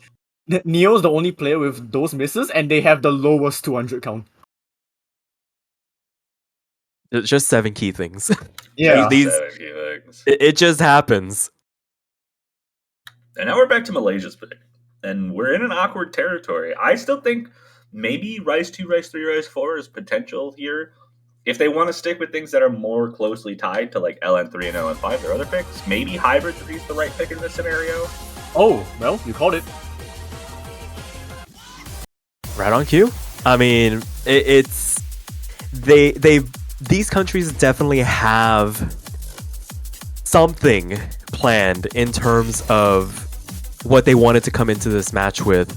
The results may be modifying things as they continue on this match on the fly, but stylistically, they've both had clear-cut visions as to how they've wanted to attack this map pool, at least on this LN hybrid side. And I think we're kind of touching on it in the build-up, but when we do get to that first Rice pick, we're eventually going to run out of these lower half map pool picks. We've only got 2 left. Like, after this, it's 2. You've got LN2 and Hybrid 2, and then it's all Rice left. Whoever wins that first Rice pick, I think, is going to just run away with this. But that is a conversation for then. We'll play Hybrid 3 now. Still no substitutions for either of these countries. I mean, to be fair, Malaysia can't, even if they wanted to. And we'll see how they do. This is a critical moment for Malaysia if they want to maintain some semblance of control in this match. Yeah, you mentioned not having any swap outs from Malaysia. Saving the Rice pool for later might make that actually a little bit on the difficult side for Malaysia to keep up. If this comes down to a Rice pool fight, there are serious stamina concerns that you have to take with Malaysia if the Philippines has a swap out for Sani. That's a very uncharacteristical miss from OG-san to begin us off. Malaysia have the lead for now. Yeah, finding it in the lightest section, maybe just being a little bit lackadaisical with their button presses there, but as it stands, Malaysia got the tiniest bit of an advantage, able to maintain the accuracy advantage over their Filipino counterparts, but it's only accounting for about 3,000 points, and we're building up into the next quarter here. Can they maintain their foot on the gas? And Neo finds the drop on the transition into the Speedy Rice section, but they still managed to hold on to the lead. It was a pretty clean drop overall, and they're still ahead in terms of accuracy against Sani, but Neo finding another massive drop as they transition into the LNs here. Still holding on to the lead, though. Only 1 full combo left. Chibi's the only player with any real combos. Sani built back up to the 400, but OG-san and Neo still trying to build that up, and it is even Stevens right now. Margin Okay, that wasn't a drop down. from Sani. It was Client. Leads back to Philippines. Oh my but goodness. Neo. Oh my gosh. Traded back with Sani. It's just Chibi with the FC. They're fighting back and forth. It is a one-man show at the moment. Chiwi bearing the brunt of some of the hardest patterns of this chart, making it through unscathed to the other side, holding on to the highest accuracy as we begin this next build up to the back half of the chart. Next closest would be Oji-san being able to try and mount a bit of a comeback, and Chiwi drops on the transition. Neo falls as well, a full combo reset on the side of Malaysia. Sani falls as well, but Oji-san still able to hold on as we continue on into the last third here, as again another combo reset, this time for the Philippines, and it swings the lead back over to Malaysia. Nobody wants to hang on to the lead at the moment. They're playing tug of war as we make our way into the last quarter here. And there's 1,000 points of lead for the Philippines right now as we hit this last third. Neo does find a drop in this lighter section. She find a break in the break section. No combos except for Sani above that 400 combo mark as we transition into the ending of this chart. 3,000 points of lead, accuracy advantage. Actually, I don't know if there is an accuracy advantage, just very close either way. And everyone holding on. Oji-san and Sani both finding breaks. Malaysia takes the lead, but Neo trades one of them back, and it's still only about 3,000 points. It's mental stamina right now.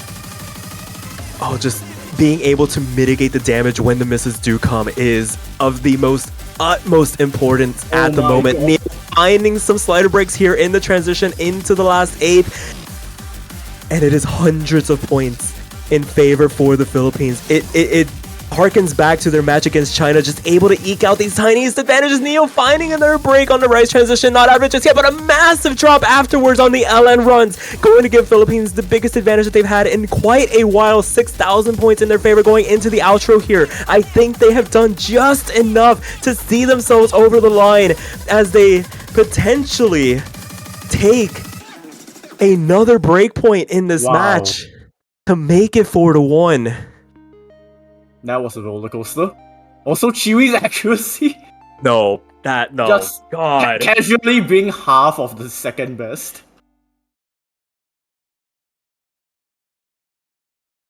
At some point, you're just lost for words in terms of the levels these players push themselves to, because these are hard maps. It cannot be understated just how difficult some of these charts are, and they are just making them look like child's play at times. Yeah, but the biggest worry now for Malaysia is whether or not Neo is able to keep up with the rest of the pool, because we're already seeing some signs of that in this map. Yeah, it is Philippines' pick. They've got LN2 and they've got Hybrid 2 available to them. I imagine LN2 is coming out from the Philippines. They're on a 4-1 lead right now. They've won most of the more coordination-heavy maps in this pool, on top of Bariogenesis and Great Out the Anti-Front being more density-focused. So LN2 just feels like the right pick for the Philippines. It feels comfortable for them, and they haven't been having issues taking points on them. Yep, it is going to be LN2.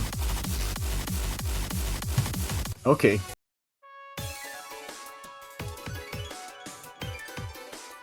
LN coordination.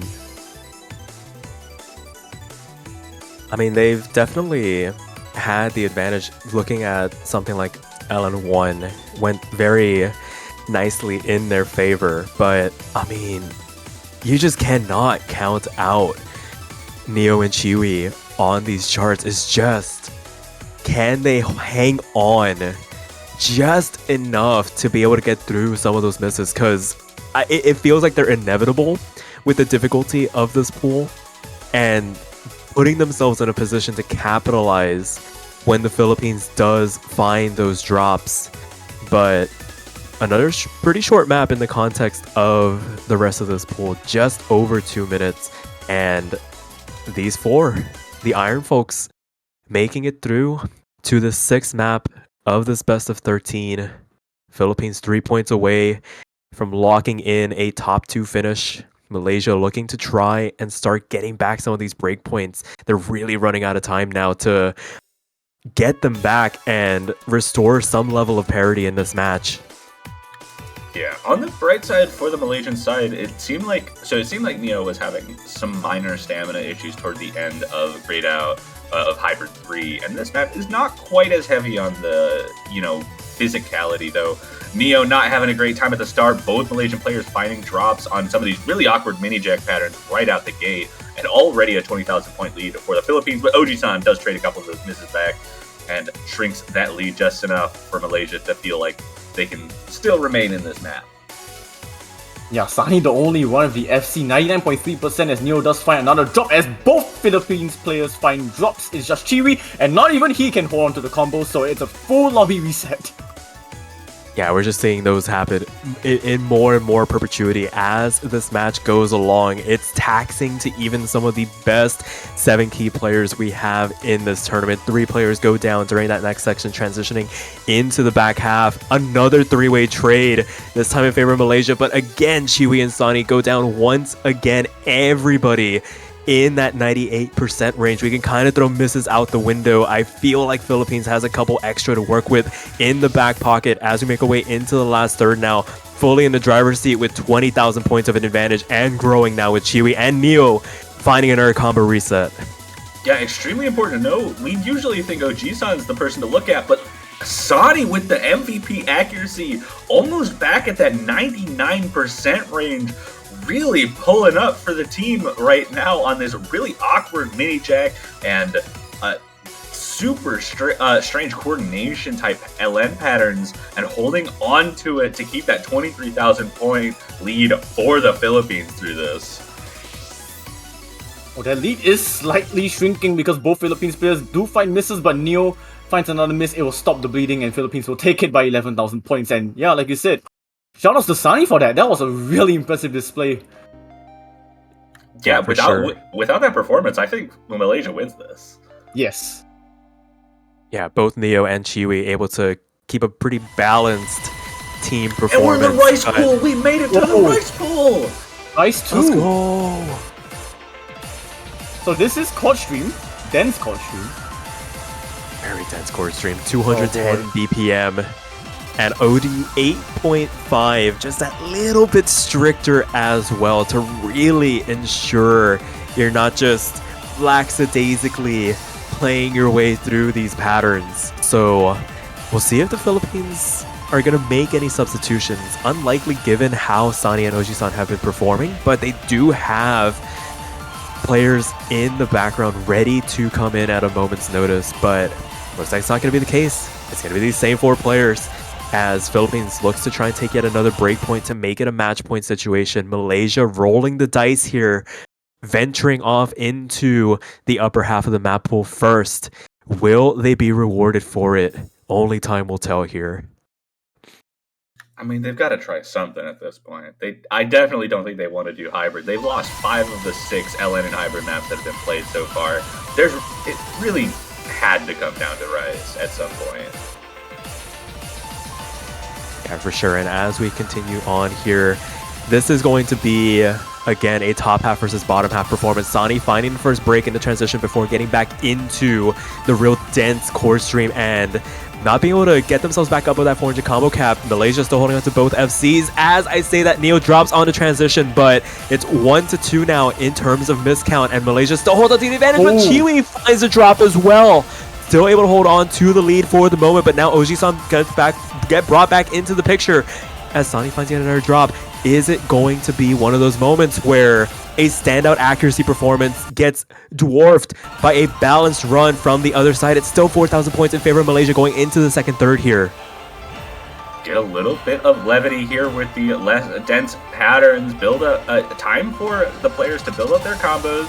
Neo looking to get back up that 400. Last player to get there. No one finding any breaks. OG-san still holding a full combo. Neo finds a break. Lead goes into the favor of the Philippines as we get into some more dense chord stream. Just about 4,000 points of lead, but Sani finds a pretty big break, and Malaysia holds on to a very tiny lead with Neo getting back up to the 400 combo. Yeah, Sani's MVP performance from the previous map could be overshadowed here, but both Malaysian players drop. OG-san FC 9.76, and Philippines have this very shallow lead. Accuracy lead still in favor of Malaysia. It's all on the back of the misses. OG-san doing a wonderful job, not dropping any combos, still with a full combo, keeping a 3,000 point lead. Sani finds a break though. That lead's going to shrink just a little bit. We're coming into the final few patterns of this map. one final little section. Chiwi finds a break, trading Sani's back. Neo drops as well. It's going to give Philippines just a little bit of comfort as we get into the final, most dense section of the map. And Philippines looks like they might just take it. Running out of steam here. Sani finds a double break, halves that lead in an instant. Neo trades one of them back. Can they hang on? And they do. What is that? Wait, that's a full combo. Three 200. No. What? No, like here's the thing. Like seeing FCs in the grand finals is already like insane enough. 990k. This is a score you'd see in like freaking round of 24. Not now. I am waving to the air because Oji-san has left the stratosphere. He has joined the realm of the extraterrestrials. Goodbye. Have a wonderful time. I mean, I mentioned it earlier, but that's just what Kura does, and I'm still baffled. Mm-hmm. By the way, match point. It is match point, and it's on Philippines' pick. They have the pick of the litter to go with to try and get this last point and guarantee themselves a date with South Korea. Oh my goodness, that was a performance. I mean, Malaysia had to roll the dice there, going for Rice 2. Maybe some questions to be asked about, do they go for one of the other ones? But that felt like their best opportunity to try and do something outside of maybe Rice 4. But, I mean, when you have that level of performance, it teetered on the fact that if Kura misses at any point during that chart, that lead just shoots back on over to Malaysia's side because of the fact that they had the accuracy advantage over Sani that entire time. And we're finishing off the high Oh my god. Philippines hoping to end this with 7 non-Rice picks picked and 1 Rice pick in the whole match. Well, but these have pretty much all been ridiculously close. The biggest difference in score was Malaysia's win on LN5 by 21,000 points. And that was still close enough that 1.5 misses on that could have swapped it right back. Yeah, and the worst thing is, this is arguably the hardest hybrid of the pool. Like, yeah, it's an awkward position there. Like, the score says 1-6. That is not what the match is. That's not how this match actually went. Multiple maps that were won by 4,000 or 5,000 points within range of even singular misses to make differences. At the end of the day, the situation stays the same. Philippines on the cusp of closing this match out. Malaysia needing to virtually reverse sweep their way through the rest of this match to make it to at least the tiebreaker. Yeah, I mean, they needed 6 points in a row to stay alive in this tournament. That's just the situation they're in. With the sixth point in that sequence being the tiebreaker, and that is not a joke, especially with that ending. Absolutely. But right now, strong start for Malaysia. Sani not having the best of starts, Kura not having the best of starts either. Both of them down into that 98% range. Chiwi, only player above that 99% mark. Despite the misses, a triple miss across the board, a full lobby reset when all is said and done. But Malaysia hangs on to the lead, 12,000 points the advantage as we make our way through this intro. Yeah, this could be once again another battle of top versus bottom. And Malaysia are winning out on both fronts, but Neo does find another miss, and Chiwi as well. The lead will shrink ever so slightly. And the way that this is going so far, kind of the same thing we've been seeing all match. The top 2 players fighting for accuracy, the bottom 2 players fighting for accuracy, but Malaysia finding, despite potentially having a higher accuracy, finding way more misses than the Philippines side, and that combo advantage has been giving Philippines just the slightest bit of edge that they needed. And with that combo that they've been able to hold, Sani now above 400, this lead is just about to shrink to that 1,000 point mark in this break. Yeah, once we start seeing players get above that 400 combo cap, we'll start to see wild swings one way or the other. We can already see the Philippines starting to claw back this advantage, but Sani finds a break on this LN wall. Neo trades it back, but it restores the advantage that Malaysia had going into that break. It is 8,000 points in their favor going into the last third. Not out of it by any stretch of the imagination, as a triple miss befalls the lobby. Kura once again hanging on through some of the hardest sections of this chart with a quarter of the map left to go, and it's still more drops across the board. Sani and Neo trading once again, but Kura falls into the last quarter. Chiwi picks up the mantle, 700 combo, the only person above that 400 combo cap as we continue on here. 1,000 points, but it is still swinging. It's anybody's game going into this last eighth. Oh my god, and Neo fighting multiple breaks. Sani trading one back. Those two players now having a great time. Huge drop from OG-san and Sani. 7,000, 8,000 points. As we get into the final right section of this map, 13,000 points. Chiwi holding on to the 1,700 combos in this ending. Might just carry Malaysia to survive for another point. They just have to hold, and it might just be another 20,000 point victory for Malaysia, and they're not done yet. That is a huge performance for Chiwi, a survivor's chance for Chiwi and Malaysia to still stay alive in this World Cup, and every single map so far has been settled in the last like half a minute. It's ridiculous. Yeah, for sure. It's basically a boxing match. Somebody throws a haymaker to start off, and then they just duke it out during the middle sections, and then somebody just lands the uppercut to finish the map out. And these score differences at the end of these charts just do not tell the story of how these maps are going. People are going to look at the match report and see like, oh, Malaysia won by 20,000, Philippines won by 30,000 here, 10,000 there. But the margins at certain points in the midpoints of these maps are literally swings of hundreds of points one way or the other. And as we were talking, the next Rice map gets pulled out. It's gonna be Rice 6. Rice 6, we've only got Rice picks left. We've only got Rice left. Oh man. These two teams did the best they could to avoid it. Malaysia thinking that potentially Rice 6 is their best opportunity to stay alive, but Philippines has their pick of the litter as well. They'll have at least 2 more picks on top of that. Malaysia's still in a deep hole that they need to climb out of. But crucially, they kept themselves alive for at least one more map. They got the first breakpoint on the board. Many more left to come, though. But going into this mixed Rice pick, we've seen some level of difficulty from these Philippine players on these sorts of Grace Note Flam heavy type of patterns, and we're starting to see it come to fruition once again. Chiwi and Neo able to kind of tank their way through it and capitalize on these misses from the Philippines. It is 5,000 points in their favor as we transition on through the rest of this introduction. Yeah, extremely difficult patterns. Neo and Sani do trade the misses back. Chiwi above 400 combo to match OG-san. That accuracy from Chiwi helping keep Malaysia in the lead. Neo outclassing Sani in terms of accuracy on this Rice pick, and they said it was for the meme, but this may turn out to be exactly what Malaysia needed. Yeah, Sani dipping down to 98%, pick up another miss and another one at that as we go into a rest section. 30,000 points to the favor of Malaysia.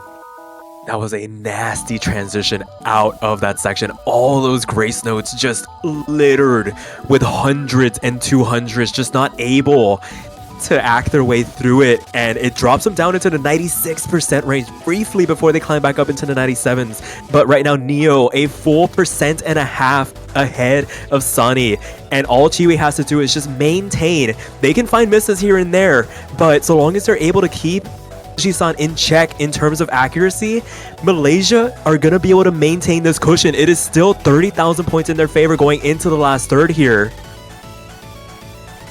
Chiwi does find a break, double miss from the Malaysian side. Everyone, though, finding huge issues with this chorus section as the density and pattern structure changes to vary quite a bit. This is just so mind-blockable, too. So many of these patterns, but it's such a huge lead right now, and no one's really able to find any footing. OG-san and Chiwi just now getting above the 400 combo, but it's 40,000 points, and I don't think much can happen to give Philippines the lead here. Yeah, this has to be the most decisive point we've seen so far in this match. And no, well, we can't talk yet. I mean, Sunny's accuracy is like 96. Is far off from anybody but no, Chewy. No. It's not over till it's over. Do not take your hands off. It's not over until it's over. That was a 40,000 point lead that just shrunk to 17,000 in the end. But again, Malaysia doing just enough. Oji-san MVP in that lobby. What is that? 950k, just casually 950k. Everybody else in the low 900s, 800ks. But not enough at the end of the day. The supporting combo wasn't there. The supporting score wasn't there for the Philippines this time around. And yes, Malaysia picked Rice 6 for the meme, but these mixed Rice picks, these, like I mentioned, these technical patterns have really been giving the Philippines some trouble during some of these maps. And that was the first real showcase of a map that was fully that, and it's the most arguably the most convincing performance from Malaysia so far this match. It's 6-3. I think maybe the only map that Philippines would feel comfortable with in the Rice pool left is Rice 3. I think that's the only pick that they can really go with.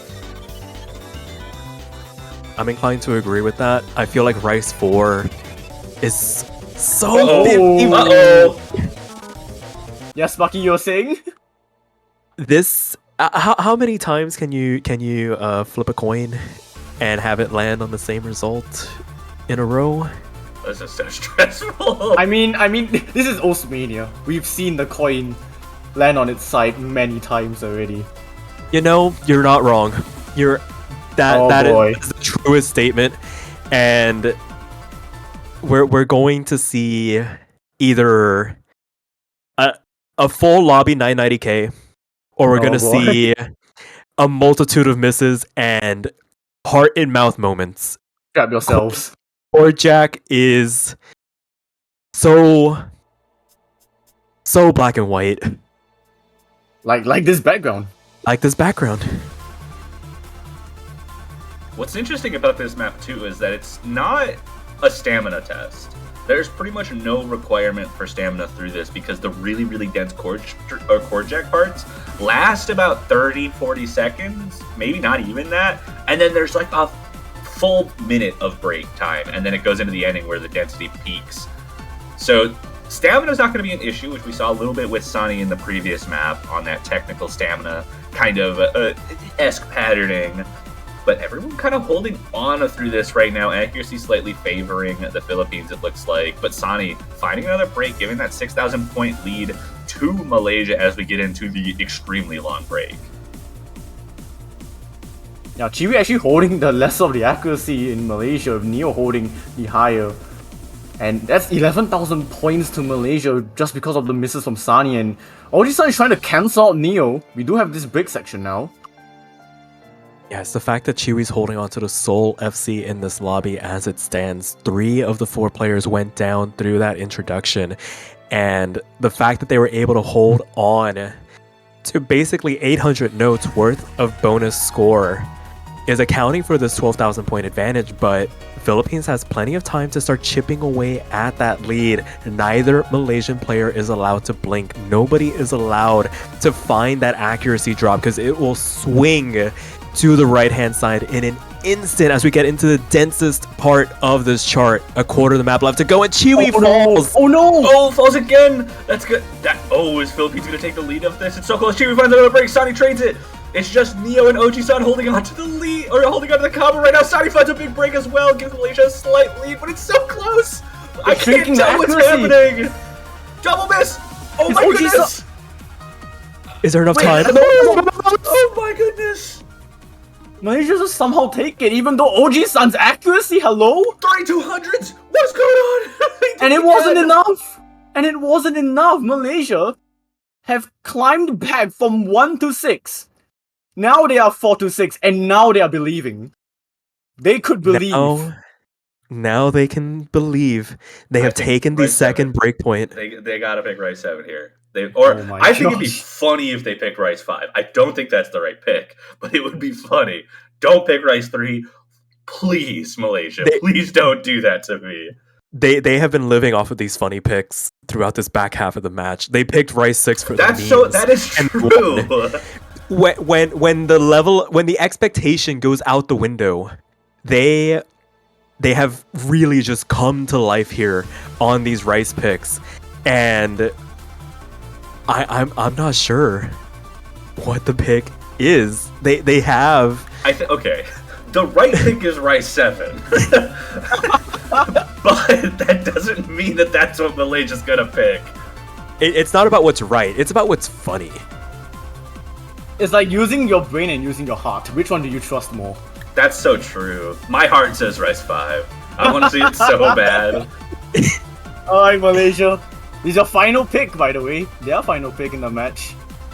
Oh, it's true. This is the most important pick for Malaysia. They will have no recourse after this. They will live with the consequences of their decision one way or the other, because they still need to get that break point, that last break point, with the Philippines still. Yes, they listen to their hearts. No. They're listening to their hearts. They say they won this tiebreaker. They're going for Asterisk as their final pick against Philippines. Alright.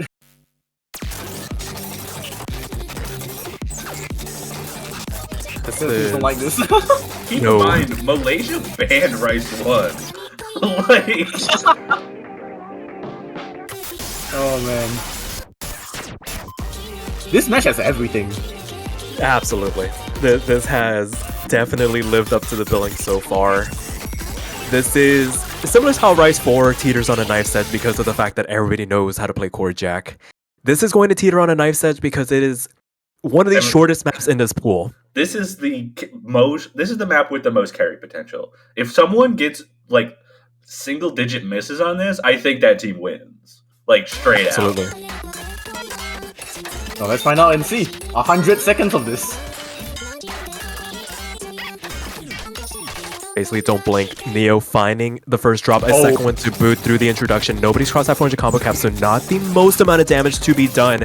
And it definitely gives Malaysia an opportunity to claw back some of the advantage because of the fact that Sani finds a miss as well. There are players languishing, 3 players languishing in this 97% range. Chiwi stands alone in that 98% mark for the moment. Kura does climb back up to it to try and contest, but it is going to swing one way or the other as a full comes from the Philippines, and it's now 9,000 points in favor of Malaysia as Neo continues to find drop. It's huge drop. Chewy finds a drop, and that was such a big jump.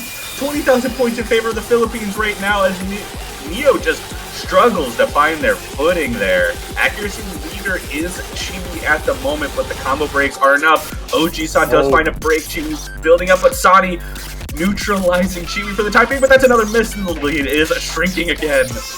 It could be all on Chiwi, but it also could be all on Neo as well. Chiwi and Neo both find misses. Everyone's just finding misses at this point. It's not over until it's over.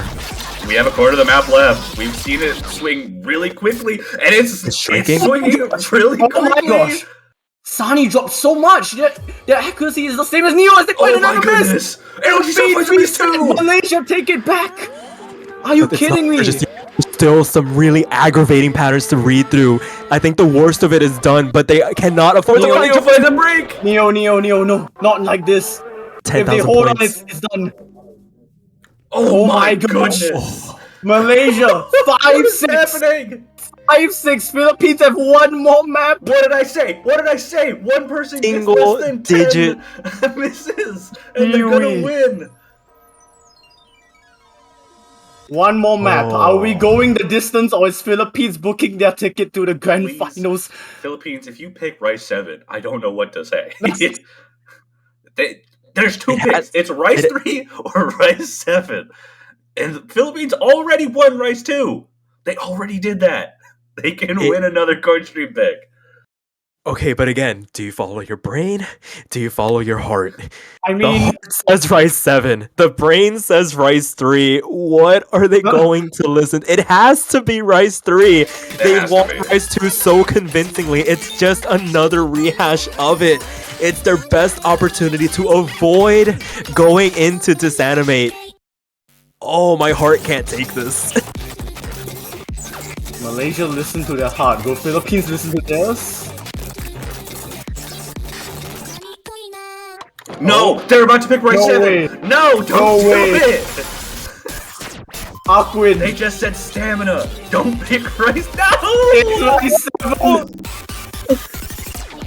Rice, you can ignore it. I can't Oh believe my this. gosh!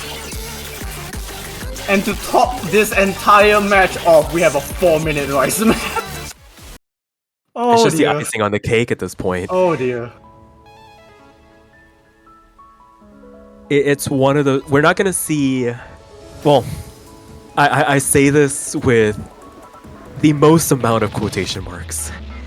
We're not gonna see wild swings in this chart. The fact that it's over 4 minutes, if somebody establishes a foothold and manages to keep the rest of their run clean, the comeback potential is so much lower than what we just saw, where we saw a 20,000 point lead evaporate. That being said, this match has had everything. I can't believe neither of these teams used their timeout. They do know it exists, right? I've I seen don't both know. of these countries use them before, but I swear, playing at midnight maybe scrambles your brains a bit. maybe. There is no semblance of getting cold when you're past the midnight hour. But with that being said, the final regulation pick in this match is now underway. No substitutions for the Philippines. Malaysia, the dynamic duo, looking to best their best performance in this tournament. They need to take this break point to force the tiebreaker to come out, to give themselves a chance at South Korea. Neo finds the first drop. It's still very early on, but it will give the Philippines a tiny bit of a cushion to work with as Sani trades it back, and that advantage is gone. Yeah, Sani actually missing right around that 400 combo mark, which means Neo's miss is going to be much less impactful than that one. So Malaysia going to hold on to a small lead on top of the accuracy advantage they have right out of the gate. Neo even beating Oji-san out for the accuracy. So Malaysia very comfortable in their position right now. Yeah, another Yeah, drop of it's- Sunny and Neo both trading. It's just, once again, top versus bottom. Yeah, I feel like the conversation has to shift to this battle between Chiwi and Oji-san. They have been duking it out this entire match, and it is straight sevens on that break before we make our way into the second quarter of the chart. It is 0.1% the advantage Chiwi has over Oji-san at the moment. Neo has a couple of misses in the back pocket, over almost a full percent of an advantage over Sani at the moment, but it's still early doors. Chiwi is the first one to blink. A full combo reset on the side of Malaysia as we continue on here.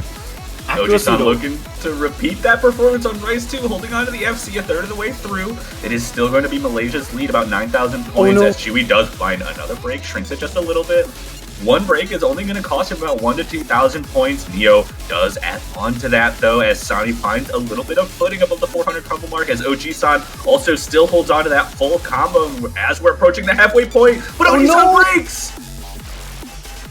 And Chiwi trades it back. It just no one has combo. Nobody in this lobby has combo as the lead. 4,000 points. We are halfway in a 4-minute map, and it's 4,000 points separating these two. Oh, and there's more breaks. Oji-san, the only player with substantial combo. Nobody. Just now, Kura makes it up over that 400 combo cap. It is still 3,000 points in favor of Malaysia. Continuing on here.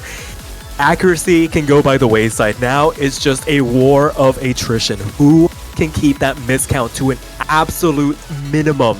You are not allowed to find chain misses because it will ruin your team's overall score as we make our way into the last third here.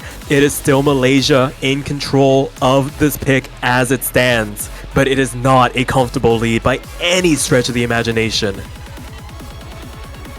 It's not comfortable. Everyone holding on to combo. That transition not catching anyone off guard. Wow. Accuracy advantage in favor of Malaysia right now. Sani does find a break to extend that lead to 10,000 points for Malaysia, as both players on the Malaysian side finding no issues, both above 1500 combo. Sani finding another break. OG-san doing everything they can to keep up with the Malaysian side in this final quarter, but they are really locking it down. They're really looking for that tiebreaker, but Neo finds a break. The stamina is gonna catch up to some of them soon, especially Neo and Sani. Yeah, but right now, Neo has been lights out during this chart, able to keep themselves ahead of Sani for the moment. Chiwi is still keeping Kura in check. Neo finds yet another drop. It does shrink the lead ever so slightly. It is still 14,000 points in their favor as we get into the most Grace Note Flam heavy portion of this chart. But Neo finds a multitude of misses. Sani trades one of them back, but they manage to maintain their advantage. I feel like Malaysia has done just enough here during this outro. And guys, I see the tiebreaker on the horizon. Surely they have enough. 20,000 points. Kura falls, and we are going to tiebreaker from the depths of elimination. Malaysia was down with only 1 point to their name. They found the break points that they needed, and we find ourselves here, locked 6-6. I think, oh my goodness. Oh my gosh. 1-6, 5 1 points to in a 6. row. 5 points in a row for Malaysia to bring it to the tiebreaker. And they get it done. And we see this animate for the first time in our first match of the grand finals. And like, we have to commend every single player. I think every single player so far in this lobby has, like, in one way or another, done something substantial to give their team a point, which has led to this moment. Everybody has pulled their weight. We've had standout performances. We've had Kura MVPing things. We've had Chiwi MVPing things. We've had Neo and Sani both delivering as the second player for their countries some standout performances to really get their teams over the line. But all cards have to be on the table now. It is all in time for these two countries. South Korea awaits the winner of this tiebreaker. There is no going back from here. Yep, one team will advance to the top two. The other team will feel disanimated by the end of this 5-minute tiebreaker. Custom song, no less. We are going into this hot. Let's go. And keep in mind that I don't think this map is going to be super impactful for the first, like, 3 quarters of it. Like, we'll get an idea of where the players are, but that ending is absolutely brutal. Everything can change once we get there. But it's going to be all about whether these players can hold on through the rest of the map to keep themselves with a chance to make it through the hardest sections of this map. If the lead is inside of 5 digits going into that last quarter, all bets are off. Oh no. Important to note, 2 players with no fail. Wisely putting no fail on. It's the build-up to what will be the end of this match.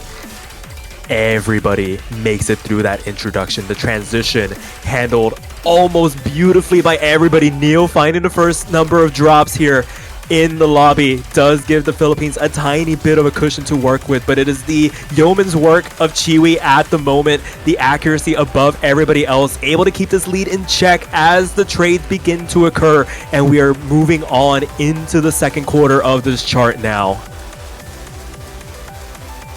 Double full combo through that first quarter by never mind! No. OG-san and Sani find a break simultaneously as we get into the first difficult LN section as we find a full lobby wipe. Everyone finding problems with this sweepy LN section. And we've seen it before. There are other songs in this pool that have these similar structures, and everybody finds difficulty through them. They are incredibly hard to Except Neo! through. Getting up to that 900 combo before breaking out, OG-san taking the reins. Chiwi also having good combo here. 9,000 points of lead for Malaysia as the top of our screen attempt to recover. Sani back up above 400 combo. Neo also above 400. Now it's all an accuracy game, which is so hard to tell, right? It looks like Malaysia has the accuracy advantage, but I can't tell. It should On be average. Malaysia's, yeah, on average. Sani is well below 98. Both players, Malaysia, almost having the same accuracy, and OG-san just a little bit above Neo, so... Yeah, it is going to be Malaysia for now. We are halfway through this gauntlet, and Neo finds a miss right at the end of the L-lane section. Transitioning back into a more rice-oriented section does work in favor of Malaysia for the moment. Sani trades that miss before too long, diving back into the LNs, and now Neo's turn to find the drops. But on the transitions, it's going to be this rice versus LN battle during these sections. Who can hang on? Chiwi, the only player standing throughout all three other players finding drops as we transition on into the back half, and this is paying dividends for Malaysia at the moment, growing their advantage to about 20,000 points, giving themselves a bit of cushion to work with the last quarter of the map on the horizon here. Oh my goodness, how did he have seen through that? Yeah, Chiwi is just absolutely running away, but Neo kept on getting like multiple misses, but they were clean as compared to Sani's. And with the help of Chiwi as well, Malaysia, 20,000 points. Got a What is little this bit of a run from break Chiwi section. so far? But we're coming up to the ending, 20,000 points. No guarantee that you're going to be able to hold that lead through the ending. As we get through this transition, it's going to start building up and really push you.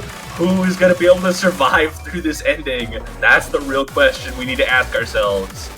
We are in for some fireworks here. We are going to see players pop left and right. Neo, the first one to drop as we make our way through this dense core stream section. Sani finds a multitude of misses in response. The lead grows for Malaysia, but Neo starting to trade some of those misses back. Chiwi falls after 5,000 combo almost, but everybody else trades in return.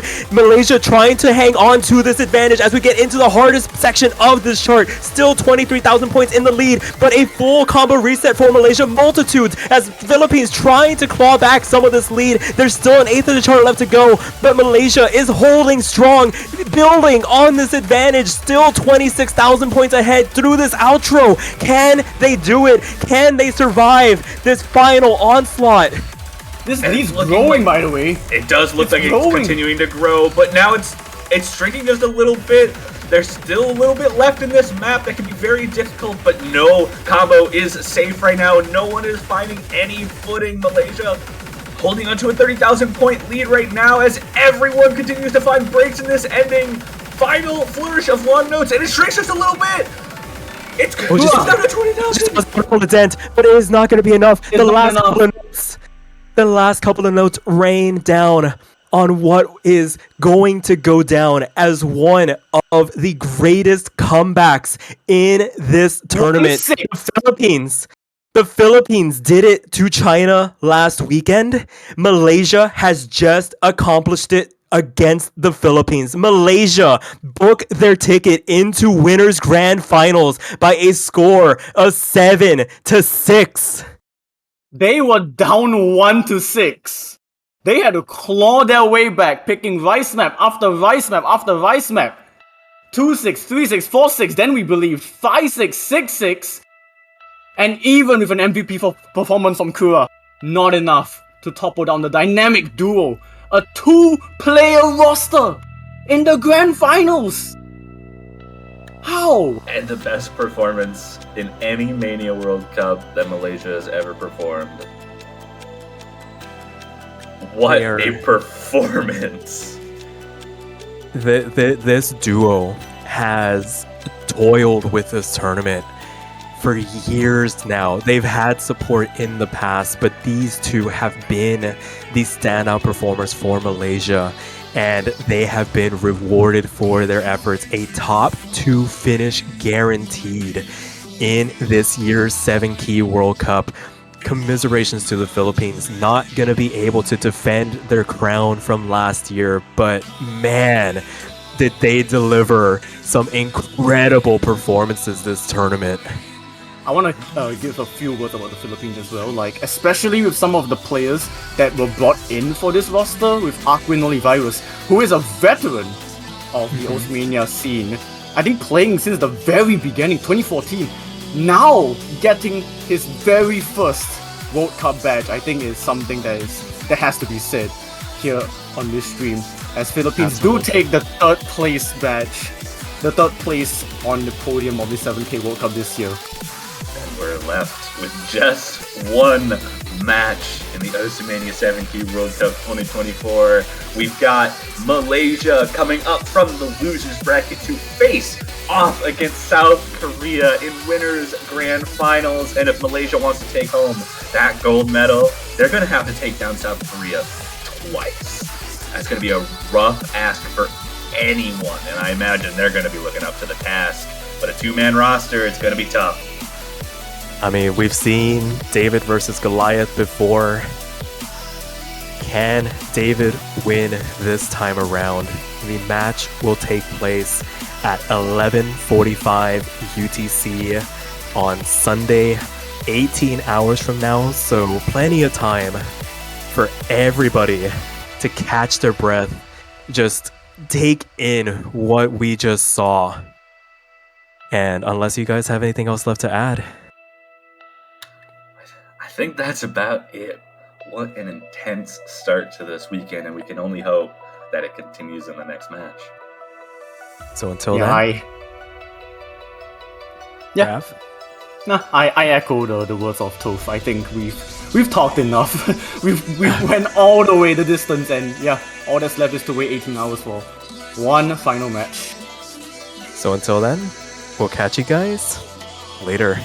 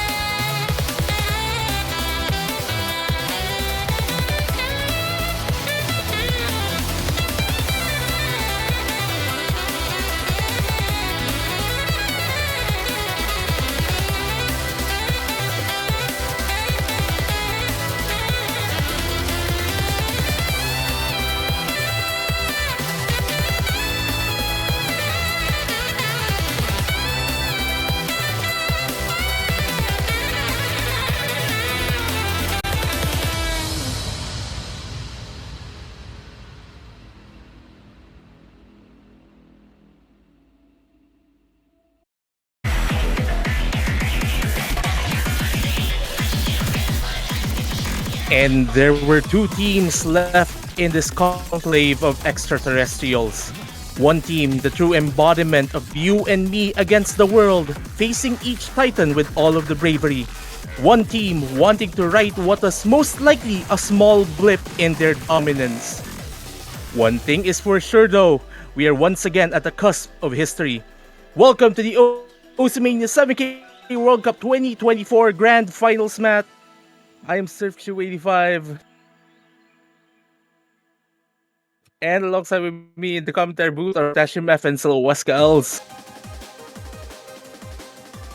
Hello. Yes, I'm very excited for this match. Of course, the last one of the entire tournament, 7K World Cup. South Korea, This being the revenge year for them after losing it very narrowly to Philippines last year, and Malaysia on the rise up with just their pair of Neo and Chiwi for, I think, like probably 6th time in a row.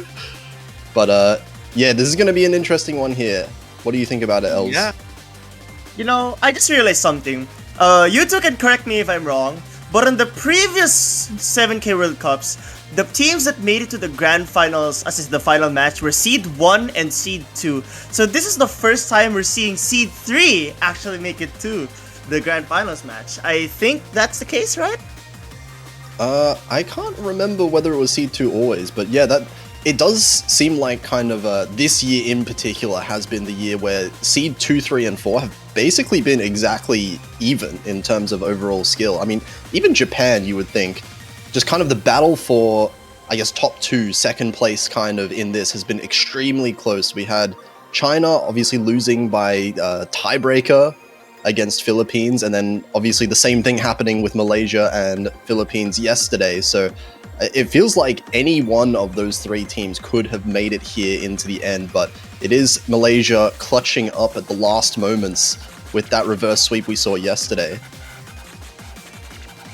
Yeah, I mean, it's kind of Malaysia, as I said. Go ahead. Carry on.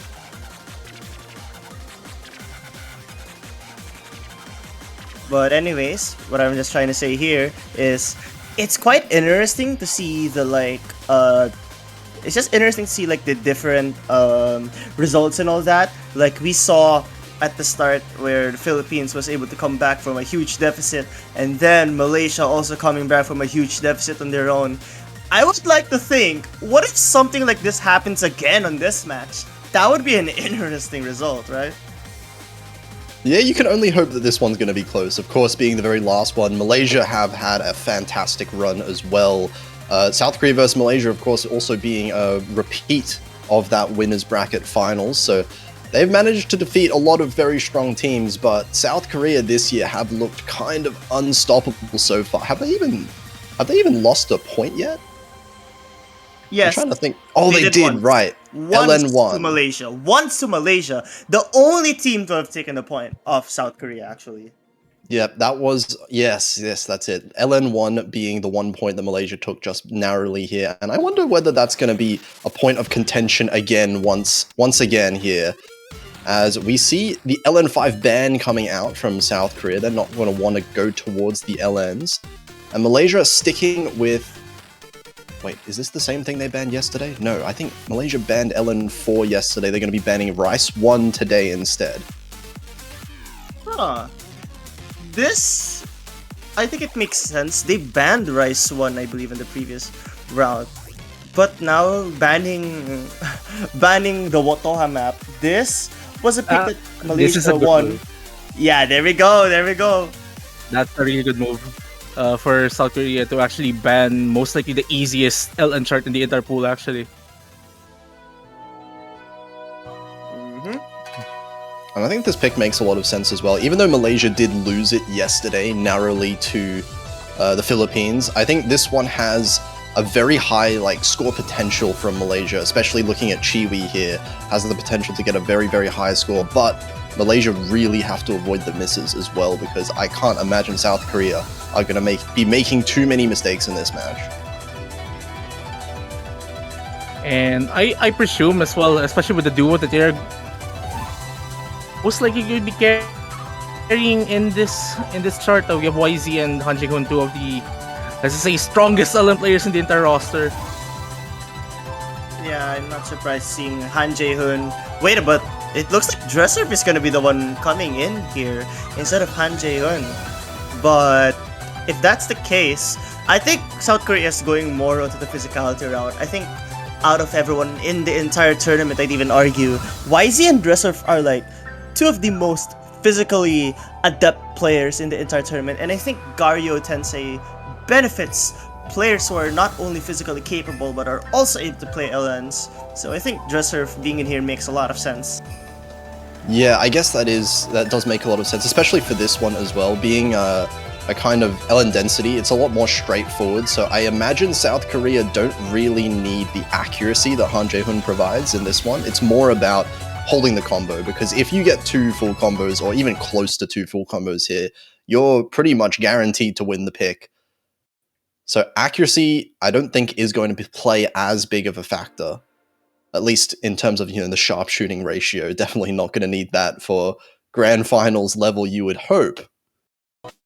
I mean, you're up against Chiwi 10, and you know how well Chiwi is and LNAC in general, and we also know how consistent Nyokje is when it comes to long notes. I'm not surprised that they're going for this early on, because this is the kind of map these two players are very good at, but Nyokje finding an early drop, meanwhile South Korea still unscathed, Chiwi as well, but this is a really close difference if you think about it. Because any mistake South Korea will make, it's just gonna keep the lead back, and as I said, Nyokje trades 1 though. Oh, and that's a big drop from Dresser. Multiple drops. That actually dropped 0.5% right away. And a third one. Hang on, both of the South Koreans finding misses. This might start flicking towards Malaysia, as I don't want to mention that top player up there, but YZ with another miss dropping below 99%. That flicks it towards 3,000 points in favor of Malaysia. The Denzel lens not really favoring anyone here from South Korea, but Neo is found a single drop though, and that's already starting to swing the score.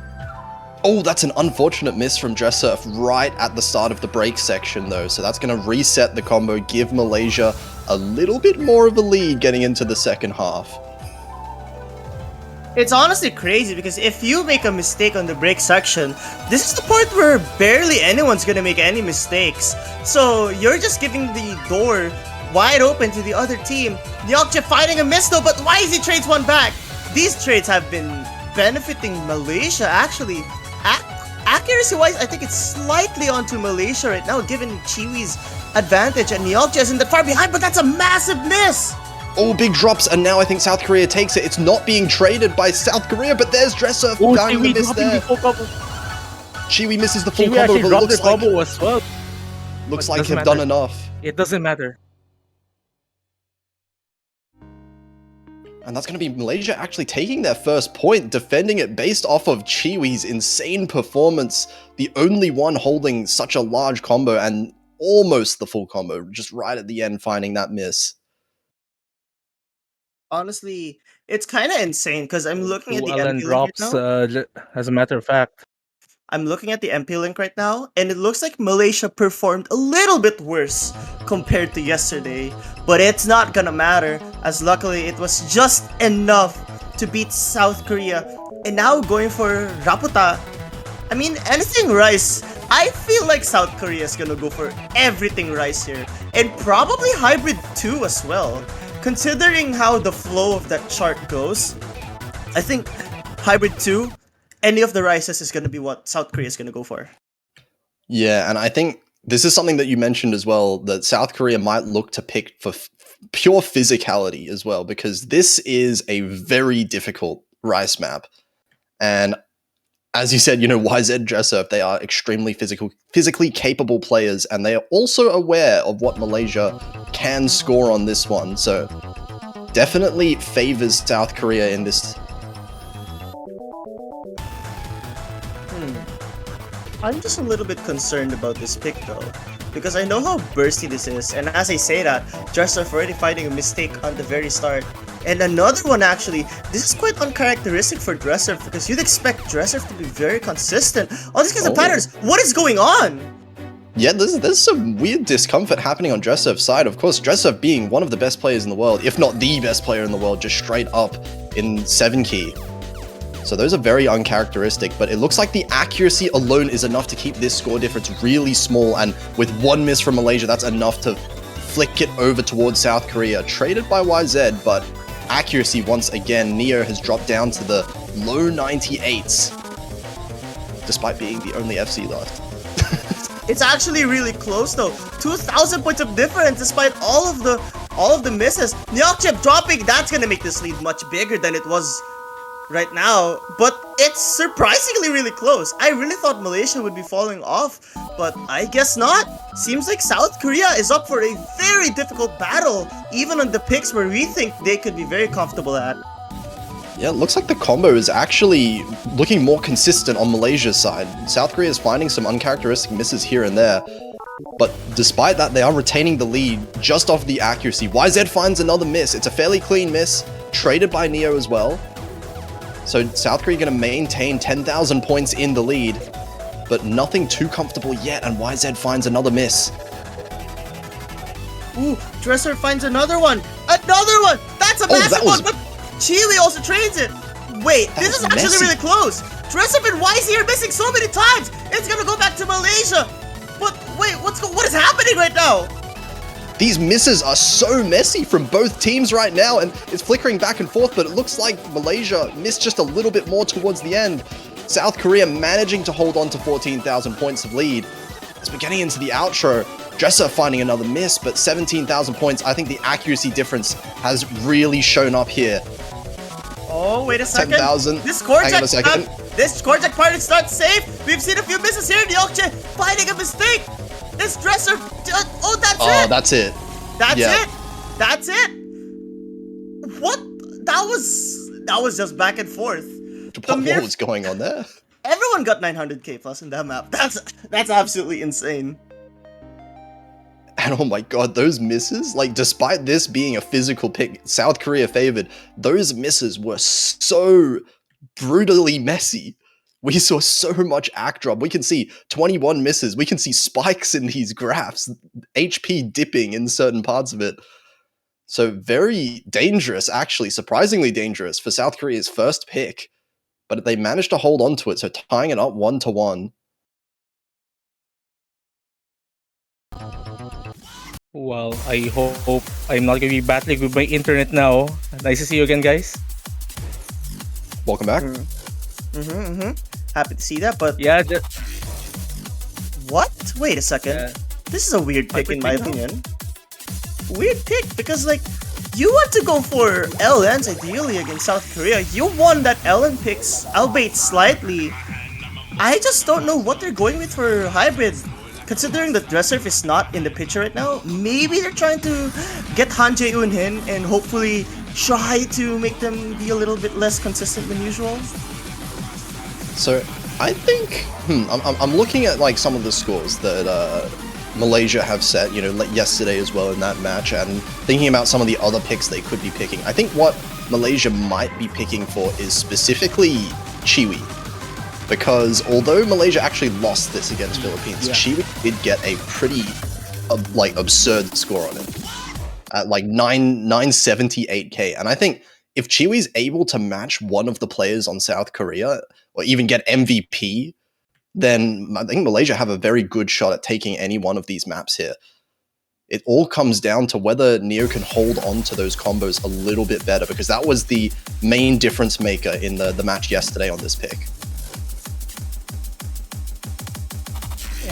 and most likely as well, South Korea will be finally bringing in Han Jae-hun as well, as what else did mention. There are some certain sections here that I think that should favor basically everyone here. Everyone actually getting through that pattern unscathed. We saw yesterday. We saw like a few drops from certain players. Like right at this intro, like they're already bombarded with these patterns. But now we're going to see who is able to maintain their momentum as the chart starts to pick up its patterning. And here we go. South Korea with a very, very, very slight lead. Oh, Not but there anymore. it goes. Han Jae-hun finding a couple misses there, dropping the accuracy as well. Oh, and another one.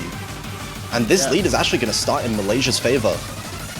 Yeah, this is what I was talking about. Like, when they picked this and I saw Dresser was subbed out, I think Malaysia was trying to attack the Han Jae-hun's an advantage on Han Jae-hun, try to gamble and see if they could take it. And right now, it's sort of working. But Nyokche has sort of been dropping, and YZ also the same. Chiwi and Han Jae-hun are the only ones still holding strong. But looks like everyone's starting to get a little bit more stable, actually. Yeah, all of those trades kind of neutralized any kind of score lead, but it was those earlier misses. So there's another trade there, perfectly keeping this score lead balanced. But those earlier misses from Han Jae-hun are the entire difference right now. And one more from Han Jae-hun there is going to keep the lead in Malaysia's favor just a little bit. Oh, not in the break, It's not kind again. of funny. Oh no, that is not a place you want to break at all, huh? Funny enough, something to note. The accuracies kind of favor, sort of favor Malaysia overall. Actually, even though Neo is the only player remaining below 99% in this entire roster, but 2 consecutive misses from Malaysia swings the lead back to South Korea as we enter yet another dense LN section. Like, if you're Malaysia right now, you really want to maintain your momentum here, but Neo finding more drops, but that's really just the nature of it. Yeah, I can't believe both South Korean players just comboed that perfectly fine. Neo was the one that really took the brunt of the damage, and 18,000 points all the way over towards South Korea's side. This accuracy lead is starting to grow as well, with Neo down at 98.5%. That's going to need to raise a little bit if Malaysia wants to come back from this score deficit. I mean, it's certainly not over yet, but these LN sections have been really damaging Malaysia, and while South Korea has found some drops on their own, this is like the section where you'd expect them to have an advantage. But Chiwi and Yeokje just not able to take that. Those LN releases have been giving South Korea some trouble, but the damage has already been done. Yeah, South Korea is finding a lot of misses here, but they're all being traded, and all of these misses are so clean as well. Both South Koreans now still above 99%, matching Chiwi's accuracy. It's a bit better accuracy now from Neo, managing to raise it in that second half, but it's not quite enough. It's still 16,000 points. But we saw this chart have pretty big swings, especially in these dynamically changing sections. But as it stands, South Korea really holding on to a lead, and I think that miss from Neo might have sealed this chart. And South Korea secures a breakpoint. It was getting closer towards the end, but there's just nothing hard enough in the outro of that map to really make that much of a difference. Pretty close, 14,000 points, not bad. It was just that one individual section there that kind of crushed both Malaysian players. And that's going to be an early break point here for South Korea, going 2-1 up. You know, if you were to look side by side, the ratios are quite literally almost the same. The 200 count slightly favors South Korea, and it was that amount of misses that really gave South Korea the advantage. Like, if Malaysia did not make that huge drop on that one section, they really could have won this by a few thousand points, because they missed on that final section, and that really almost hurt their chances in general. Like, we saw a 28,000 point lead turn into 14,000, which is ideally not what you'd want to see. Yeah, I think Malaysia definitely would have taken that if it wasn't for that one individual section, because Malaysia was in a small lead at that point, and after that section finished, they did manage to bring back the score. So even though they did lose that, I think Malaysia's looking fairly promising on a lot of these picks so far. They're managing to put up a really close fight. They're just losing out more often than not on the individual trades in small sections of the map. Well, not really surprising considering how Malaysia has been holding up very well throughout the entire tournament. I think, especially for matches like these, it's really just a matter of, like, yeah, sure, everyone here is like a really, really, really good player, but the charts here are just pushing each and every single one you're seeing here on your screen to their absolute limit. And here's another chart for South Korea. I think they're really going for the more out there picks, really, since I think, especially for Rise 2 and Rise 3, and maybe presumably Rise 4 as well, like, they're usually the charts where it's super straightforward. I think, especially with how close everything has been, like, those picks in particular are going to be pretty risky to go for right now, and South Korea really just wants to see, like, the guaranteed points for the most part. Yeah. I think this is a pretty risky pick here because it is really short. It's also very technical. So I think South Korea has been the one that has been missing quite a lot more, like, frequently, I would say. They haven't been missing quite as big, but they've been missing more frequently. And in a short map like this one, that's going to matter quite a lot. That said, I do think Malaysia did struggle on this a fair amount yesterday. Yeah, and I don't even think, like, especially for this round where you want to get a better team score than what you got from a previous match. I mean, obviously you want to, but for pools like this, it's hard to be able to pull that one off. It's most likely South Korea is super confident about their team score overall that they might be able to beat even an improvement from Malaysia, I would think. Yeah, so far going well for South Korea. Early drops here from Neo, and also accuracy drops as well, down to 97%. This lead is going really fast, 40,000 points already. I am not going to mention the two people on the left side of my screen, but there you go, there's a drop from Dresser. But a single drop, that's still 99% accuracy, still above both players on Malaysia.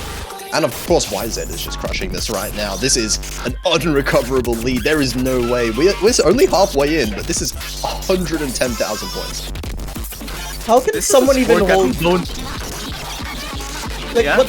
like, how can you even hold 99 on this? Sorry to interrupt you, Surf, but I just can't believe what's happening right now. This is not an accurate.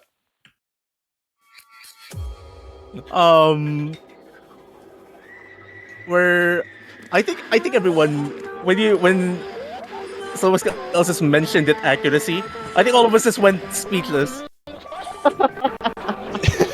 99% is how? not what you should be getting on this. And we can see, you know, Neo also, like, Neo is one of the best, like, physically capable players in the entire world.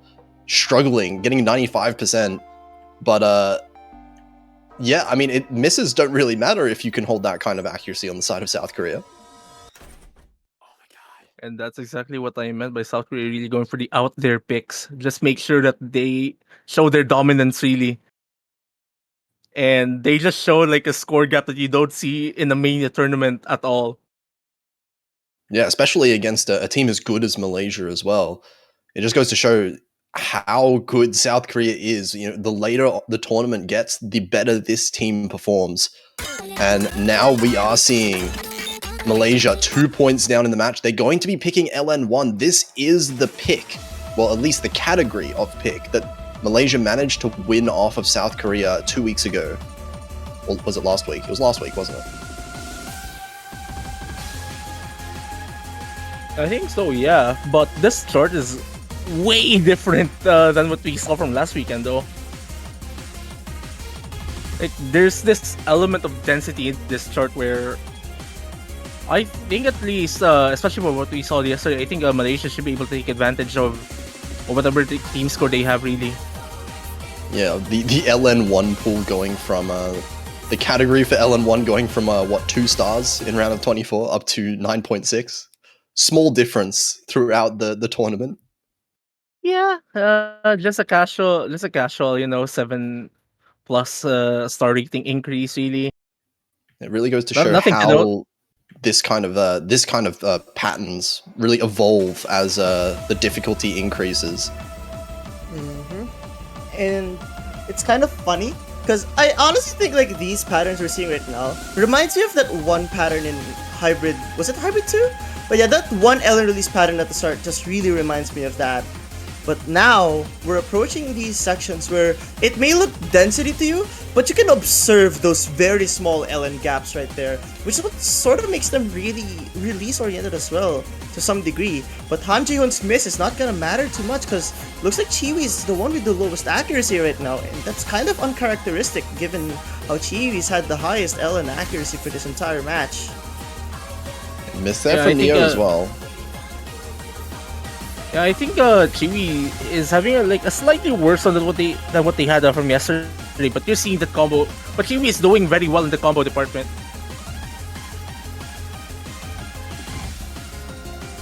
Oh, actually, this is another miss from Han Jae-hoon. YZ and Han Jae-hoon finding repeated misses, and despite this accuracy in their favor, it's looking like it's going to switch over towards Malaysia. The combo's just doing better on Malaysia's side.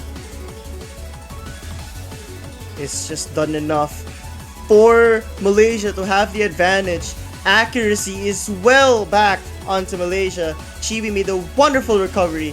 Nyokje finding a drop. But man, this advantage is still looking towards it's going to Malaysia. I think it's because YZ has been slowly dropping that accuracy, but Nyokje with a massive miss. That is not going to be good, but YZ trades it back. This is staying within 1,000 points. Han Jae-hoon trading a Nyokje miss again. Only one player is holding the combo through this, I might add. I think that's the difference maker right here. Most likely, and this might be enough, especially that we Oh my practically God. went through the brunt of the note. Wait, is that an FC? What a set Did score! Chewy not miss? That's an FC. That's an FC. Oh my Ooh. God. What? An F? What just happened? And that's how you take a point from South Korea. Just FC the map. That is an extremely That's practically what we saw last year as well. That's what we saw last year as well. As long as you're able to outplay South Korea really in these combo heavy charts, I think that's basically the solution. Yeah, South Korea has been finding the misses throughout this match. I think Malaysia have a bit of a strategy they could look to try and exploit. The problem is going to come now on South Korea's own picks, because South Korea are still up 1 breakpoint. Malaysia have to be able to take one of these rice maps back. I wonder which one they're going to go for. Most likely Bariogenesis might be the quote-unquote possible one. Especially with the route that they've taken. Yeah. Basically the route that they took from their previous picks. Yeah, I guess they're going for the more technical maps, right? Yeah. Like the weirder mixed Rice technical picks, and Rice 7's the only one that really fits that category left, and it looks like they're going to go for it. Like, I think that especially with how South Korea has been performing now, like the other 3 picks are just so risky. I am pretty sure, I don't know if you two will agree with me, but I have a bad feeling South Korea should avoid Rice 2. Considering how many times we've seen YZ and miss all the time, like we've seen that happen, right? I think Rice 2 is the pick they gotta avoid the most right now. Like I'd argue Rice 2 is a worse pick than Hybrid 1 or something like that. Yeah, I think some of those, like, I guess more straightforward Rice picks might lend itself better to Malaysia just focusing, like, straight up focusing on combo. I think some of these technical picks are where Malaysia is really struggling to hold the combo, and that's why South Korea is managing to win it based off of their accuracy. But I think you're onto something there. We'll have to see how it goes later on in this match, but for now, this is 4 minutes long, so we're looking for consistency with these players. And consistency means that like every single player here must limit the amount of misses that they are going to have, if anything. And there you go, the first misses already coming by the way of Neo. But I think, especially with how long this chart is, that probably won't matter, especially until we get into the later end of this chart. Yeah, early misses don't matter too much, but if you're repeating misses like this is going to start to add up very quickly. 10,000 points in the lead for South Korea already, and those points matter more. They are worth more than usual because of how long this map is. I might as well give a mention, like we're seeing 99.8, 99.7, 99.6 practically. I don't want to in a look at those chart scores. like this, grand final. Yeah, they're not gonna hold these. This is not gonna last. We're gonna see misses coming any second now, right? But 2,000 combo in. How are you still holding 99.7s? We already saw Neo finding a drop in this stairs section, which everyone else is practically destroying right now. What is happening? Yeah, we see. Yeah, like, can we just mention there's 3 full combos in the lobby right now? Yeah, I mean, honestly, screw the players. I want to curse this. Someone break. Someone break. Okay, someone's gonna miss after I speak right now, right? Oh my god, there's no way. Come on, there you go. No way. Okay. No way. Okay. That's 1 full combo out, but that's such a clean miss. It's still 99.6, and I think... Why? Okay, there's Dress Up missing at the start of another break section, but... those misses are so clean that I think both of those players are still beating Chiwi in terms of the score, and Neo finding another miss. Neo's having a lot rougher of time than the other players, but I mean, understandably, because I don't know what the hell the other players are doing. I like this start in itself is extremely difficult. I'm actually pretty surprised that Chiwi has been comboing this long. I think this is Chiwi's longest combo in this entire chart since yesterday. God damn it. Okay. I might as well get my share. I guess I might as well get my share. Okay. That's everyone gone. No full combos left, but accuracy lead definitely in South Korea's favor. And this feels like it's pretty much done almost. 53,000 points. This lead is gigantic. On a 4-minute long map, this is as big as a 100,000 point lead on a shorter map. These misses coming in from Neo, still holding a 98.5, but the scores on South Korea, these scores are making this look like a quarterfinals pool. Yeah, I mean, 99.65 average or something like that on the South Korean team. And I'll also say this, the mere fact that 98.5 is the lowest accuracy we're seeing right now, that's absolutely insane considering how difficult this pool really is. There's no team. There's no possible team that you could make that could match South Korea's team score right now. Even though we're seeing a couple of misses, it's not going to matter at all. That is just way too little for this score to even have a dent in it. I mean, I don't think even a massive meltdown from South Korea at this point will even make a score difference. Really, as we see the last of the substantial combos from Dresser drop 13. But still, this is extremely ridiculous from both of them. Oh, wait. Wait, they got the same score. Dresser was only 42 points ahead of YZ. What is going on? And not to mention, what is this? And not to mention, can I just say Chiwi has the lowest misses in the entire lobby right now? And that's actually crazy. Chiwi is performing extremely well today.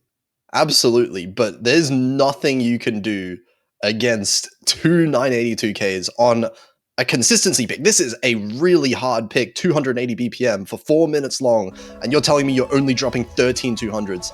That is just not feasibly beatable by any team. And okay, South Korea showing up on their own picks now, 4-2, and it's up to Malaysia again. They're gonna need to find another pick that they can win on.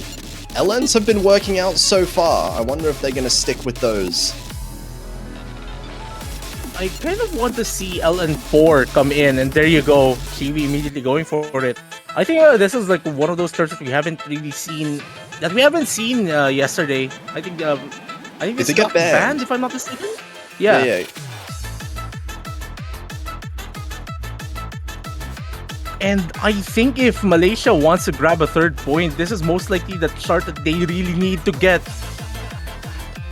Yeah, another short one as well, which I think definitely benefits Malaysia. If Malaysia wants to win based off of the combo with the chokes and misses coming through from South Korea, shorter length definitely helps with that, because one single miss is going to impact the score quite a bit more than with that previous pick.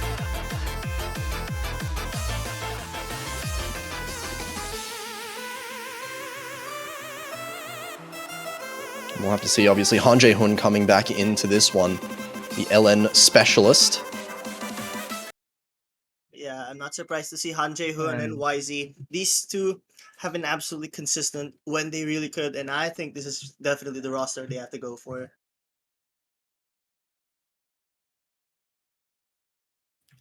And here we go. That said, YZ and Han Jae-hoon have found their fair share of misses on some of these LN picks here. And that's really what it's going to come down to, I think. But Neo with the first one. And I don't think even that intro... I think that intro section for Neo as well yesterday, I think this is kind of uncharacteristic at least, but I mean, these shield heavy patterns are already showing some signs of trouble, even for YZ as well. That miss actually dropped them like a few tenths in their accuracy.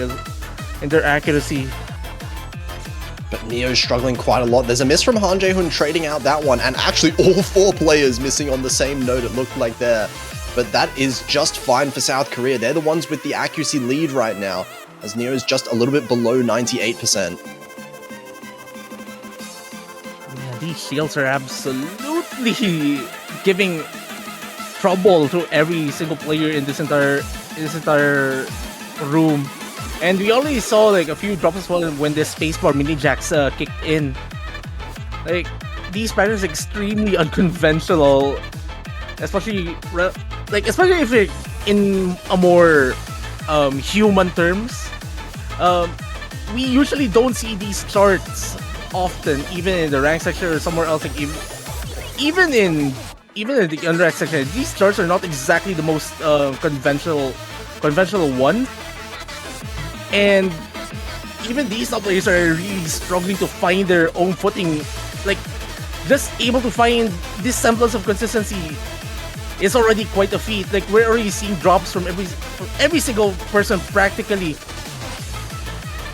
But it's just not enough here for Malaysia. All these trades are happening back and forth, and the accuracy lead is still in South Korea's favor.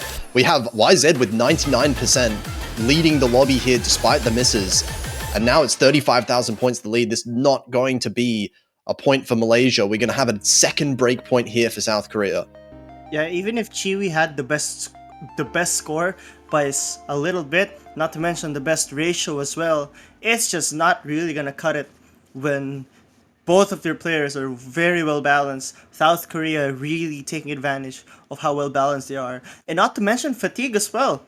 You have to remember, Malaysia has a 2-player roster, while I believe South Korea has 4 of them, and they're just really able to utilize taking breaks and all that.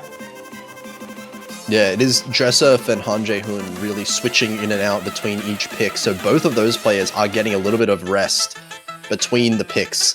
Whereas, as you said, Malaysia don't have the opportunity. They have to use these 4 players, and now South Korea, they're out of the technical picks. We are going straight into Chord Jack, and let me think back to last week, because I remember South Korea having an absolutely absurd team score on that one. Yeah, but this chart is way denser than what we had from last weekend. And I think South Korea going for this one makes sense, especially that one, you said South Korea is really good at core jacks, and number 2, we already saw how Malaysia performed yesterday in this chart, which is South Korea's main advantage really going into this match. Yeah, of course, Malaysia did win that one yesterday against Philippines, but South Korea definitely, you would say, at this point, should be the best core jack team in the tournament. I mean, they're definitely in contention, or at least one of the best, top 2 at bare minimum, I'd have to say. But right now, what I'm really scared about is going to be the consistency factor. I do know that. Oh, wait a second. Dresser finding a miss. That's what I was talking about. Like, again, I've noticed this, but South Korea has kind of had a habit of finding a few misses, and that mistake from Dresser could really cost something. Another one even. These are really uncharacteristic to see from Dressurf in particular. Another one coming through. Hang on a second. 10,000 points is going to be the lead for Malaysia. And the drops are actually pretty substantial as well. Like a single drop of Dressurf already drops them like 0.1%. Like those drops are just really big. Okay, but here comes the dense section coming up just here. Let's just say. Yeah, the main dense. I think the second half should definitely favor South Korea. Where we saw. Well, I have to say this. Yeah, gotta remember, Dresser missed on the break before the break section, so this 20,000 point lead is gonna increase very slightly. But if Dresser continues to miss and Malaysia can hold on to this consistency, they can really win this. But we know how core jack picks work, and if you make any mistakes, it's just gonna keep on increasing the lead for the opposing team. Chiwi finding a miss, that is gonna be the chance that South Korea is gonna wait and look for Is it gonna be enough? But Dresser chase it back! Big misses from Chiwi, but Dress Up trading it Yeah. back there. I wonder if there's enough time left. I think this lead is slowly going towards South Korea. That might have done it. That might be enough for South Korea to bring it back at the very end. And I think Malaysia, they have lost their best chance to win the break point. That could have been theirs. Also, What is YZ? it? What? YZ? FC? Yeah. Yeah, 116 You by as the well. way. What just You as happened? well. Or And it's crazy that Everyone any was one of paying those attention. four, you see those 50s on YZ, if any of those 50s was a miss, this would have been Malaysia's point. yeah.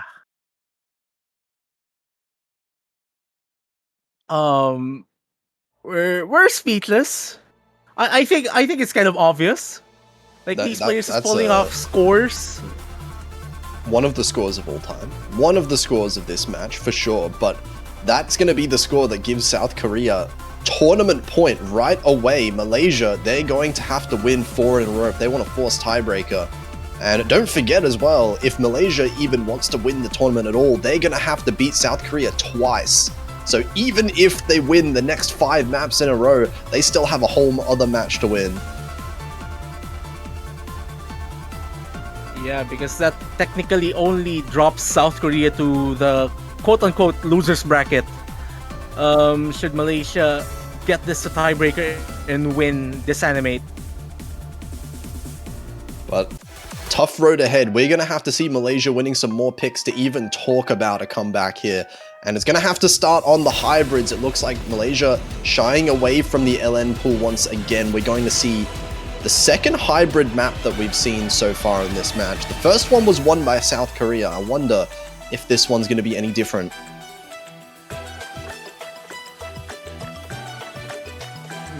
This is... I think at this point, like, this point of the match, this is where, like, we saw some players really start to shine and perform very well. But right now, I think, like, the circumstances really demand something out of something really special from Malaysia now. Okay, so crazy thought just came into my mind. Yesterday, Alright. we saw Malaysia down 6-2 yesterday. Just do it again Yeah, let's do it again. against South Korea, right? Yeah, exactly. Like, the easiest job in the world to do. I mean, they were 6-1 down. They were 6-1 down yesterday. If they can come back from that one, this is even easier, right? Surely. They can do it. And I know Sure. they can do it. I know they can do that. Easier said than done, though, because South Korea have been on fire. And I'm wondering who they're going to switch into this one. It looks like Dressurf's being subbed out, so maybe they're bringing Han Jae-hoon in, yeah, for one of the hybrids, it looks like. Was this the same duo that they carried on Hybrid 3 earlier? I think it was... I'm actually wondering, yeah. I'm wondering. I think it was Dressurf. I remember Dressurf played at least the Yeah. first LN pick. Yeah.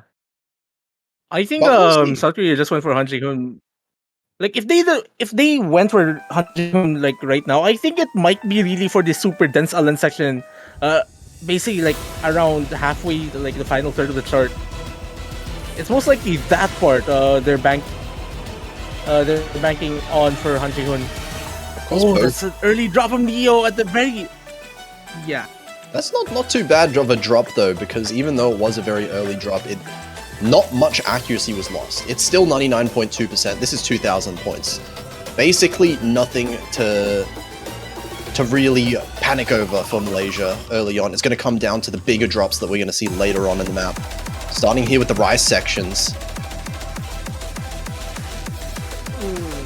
So right now, we're seeing the same story again, where I just noticed we've seen drop from YZ on this section, and Han Jae-hoon, like again, some of the instances, yeah, we're seeing some misses on these Rise sections. Oh, but there's Malaysia. I might as well collapsing. mention that. Yeah, a collapse from Malaysia. But I might as well mention that before this LN section really came in, Han Jae-hoon was actually getting a 99.7, and only really started to drop the accuracy when these patterns really came in. And we're already seeing like another reset from Malaysia here, consecutive drops from Chiwi, and that extends the lead here for South Korea. And I think both teams are missing kind of equally, but Malaysia's missing so much messier. Look at this accuracy drop from both Neo and Chiwi, below 98%. Han Jae-hoon is messing up accuracy quite a lot as well, but it's YZ carrying once again, 98.9, the only one remotely close to 99%. And that is extraordinary on a map like this. We're going to see more of these patterns really, and this does not bode well for Malaysia unless they're confident that they just can't perform in that section, and they hope as well for some miracle that South Korea finds a really big breakdown. But this is an accuracy canyon. There's so much act to recover from. 98.7 for Han Jae-hoon, managing to recover really well. Both Malaysian players are above 98% as well now, but Chiwi finding an extra miss and no misses traded from South Korea. They are going to grow this lead. Yeah, it's just gonna start to gain more and more. Nyokje being the only person to hold a very high combo in Malaysia, and that's the one with the slightly worse act as well. It's just not gonna cut it. South Korea maintaining their accuracies, and a full reset from Malaysia. I think that's gonna seal the deal for South Korea to potentially take another championship, regaining their crown back from last year. We're getting to the outro of this map. Traded, but trades don't matter at this point. 55,000 points. This is going to be it. It is South Korea who are going to take first place in the Osumania 7-Key World Cup 2024, regaining their position as the best 7K team in the world. Oh, Indeed, and wow, YZ just recovering to 98.2 in the end of this chart. Absolutely ridiculous performances from South Korea's team captain. But still, though. Yeah, just to mention as well, YZ played every map as well for South Korea. They were in for all of them, despite the switch outs. And those last couple maps were all YZ as well. I think he deserves a massive shout out here. Of course, the whole South Korean team performing out of their minds throughout the tournaments. And shout out to Malaysia as well, and the Philippines by making it the podium here, second and third place with some exceptional performances themselves. But these are going to be your winners here this year. Congratulations to South Korea once again. Like, honestly, I'm not even surprised at how well they performed here. Absolutely dominating performance. I think they only lost 3 points the entire tournament, and they were all against Malaysia. And that's absolutely insane to think that only one team could take a few points off this country. Just goes to show how amazing South Korea is, and reminds us all the dominant fashion of how South Korea is able to really just destroy everyone in the 7K scene. But if Malaysia proved something, in my opinion, they showed that they can go toe-to-toe with a very strong country like this. Yeah, it was you and me against the world. Like we go back like a few weeks ago when the rosters were revealed. Everyone was surprised that Malaysia went for only 2 players in their team when they had more than enough to cover the four players needed to construct an entire team. But they were just going into this tournament like, super confident in their ability, and it really rewarded them with a run. I think this is Malaysia's best run as well in the 7K World Cup. I think they already achieved second place as well a few times over the past few years. Just once before. I think it's only I think 2018 was Malaysia's second place. They've never since then reached second place. This is their second time, I believe. At least with Chiwi on the team, that is. Chiwi Neo, the duo that's existed for the past few years. But of course, that is going to be our last match of the World Cup. Any closing thoughts? Well, I was going to mention something about South Korea's team as well. I mean, when you already saw the quartet that they went for this year, you already like a lot of us who have been following the competitive scene for a while now just know that South Korea is off for a mission. Like last year was just a glitch in the matrix. Last year just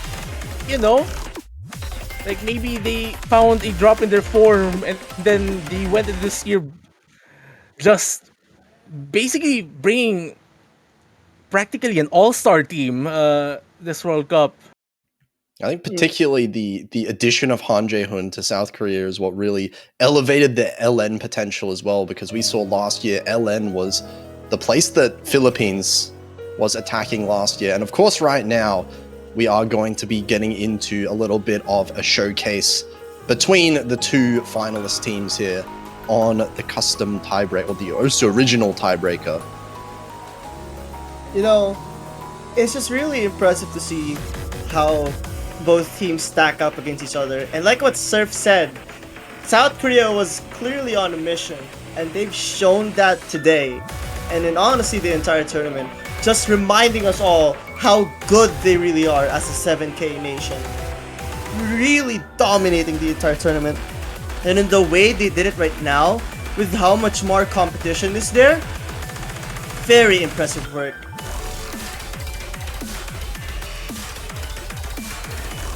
It would be funny if Malaysia ends up winning this one, but South Korea. I mean, we saw that last year. Yeah. Hey, they can perform on this for sure, but South Korea looking like the better team on paper. We'll see. Of course, YZ has been absolutely incredible in this match as well. It's continuing here, 99.7 early on.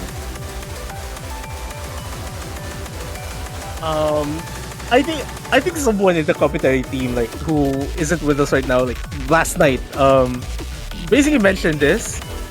Everything is irrelevant until the last 30 seconds of the chart. Yeah. We saw some wild scenes yesterday. Those LN sections are absolutely bonkers. Gonna be I want to see how South Korea performs on it. There's definitely some potential for massive score swings at the end there. And, you know, I have to say this.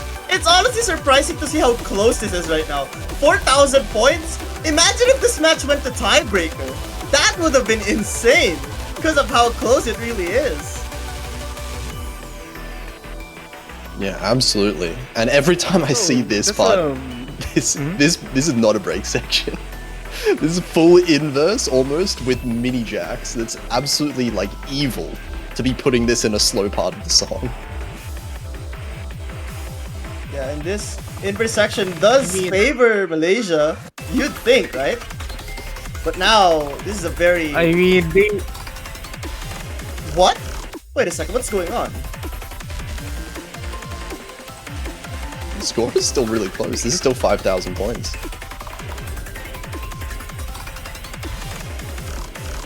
Yeah, I'm actually really surprised that it is this close. Like, if it's this close already, like, how much more for the last 30 seconds? Well, it depends. I mean, there's a possibility. There's a real possibility, given how YZ's been playing, that YZ might just end up crushing the last section and expand this lead even further. We'll have to see here. Misses from everyone, of course, throughout the entire map. This one is pretty ridiculously hard throughout the whole map, not just at the ending. And it's pretty much just YZ. 98.9 is by far the highest accuracy. That's pretty much the whole difference, because we haven't really seen any extended combos for any of the four players. But seeing someone carry that high, like, accuracy that high in this chart,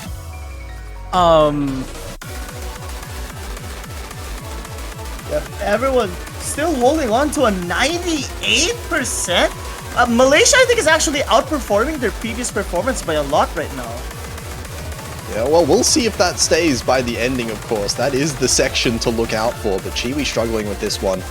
Both of South Koreans also. This lead is kind of growing ever so slightly as we're starting getting into some of these LNs. It's starting to get towards the end of the map.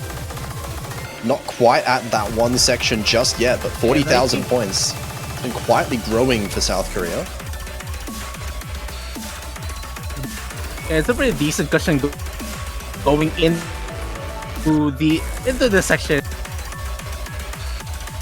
Yeah, and this is a fair difference. South Korea certainly taking it, and that should do it, I think.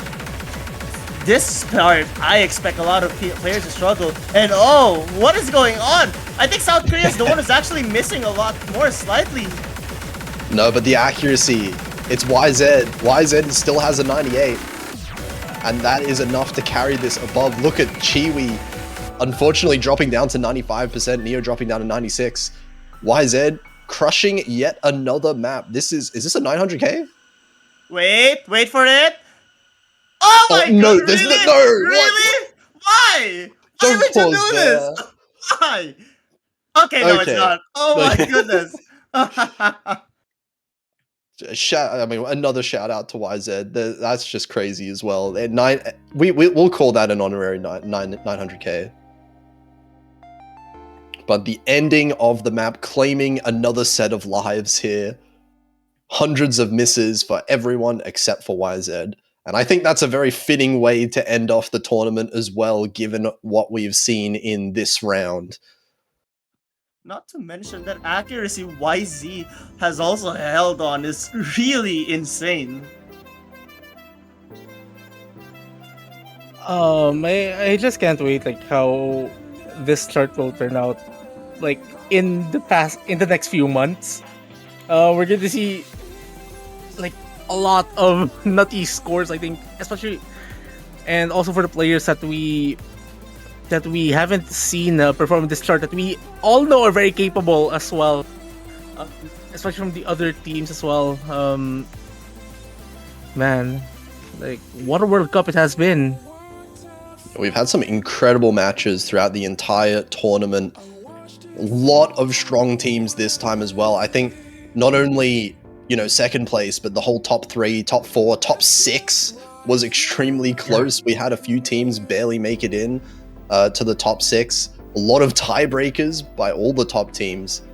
And I think there are quite a lot of possibilities that could have been for this year's World Cup. So it's going to be exciting to see all these teams hopefully come back next year even stronger and seeing whether or not they can make even deeper runs. Quite a few countries in the back of my mind that I'm excited to see for next year. Mm-hmm. And especially, like, I think this World Cup really shows like what makes the 7K World Cup really special really is the fact that even players that don't really play the game regularly anymore just log in to prepare for this one specific tournament every single year. Like, and you're already seeing like some names already mentioning a possible comeback into the scene for next year. I mean, you already mentioned that, Potassium. Yeah, absolutely. But this is going to be the end of this stream. Unfortunately, it has finished. And so the next time this stream will be live is going to be, I believe, for the Taiko World Cup, which is currently, I think, sign-ups open. So make sure if you are a Taiko player, if you do want to play, make sure to remember to sign up for that one. And I believe the qualifier showcase will be, I'm not going to make up a date, but it's going to be in a few weeks. Mm-hmm. Yeah, it should be. That being said, though, I just gotta say, what a wonderful tournament it was, and I'm just glad to see the competition, really, like the expansion to 24 teams and seeing how everyone's performed this entire tournament. I'm just glad to see everyone perform really well, and I hope to see more matches in the 7K scene and for this community to keep on growing as it is already right now. Yeah, and I guess before we make our final, yeah. Yeah? Are you going on? All right. Before we actually make our final farewell for this World Cup, I might as well give a massive shout outs to every single member of the staff helping out, making this tournament possible. And of course, my colleagues in the map pool selection team, including all the custom charters, all the playtesters. And obviously the referees, the rest of us commentators, the streamers, the hosts. Thank you for making this a very special experience.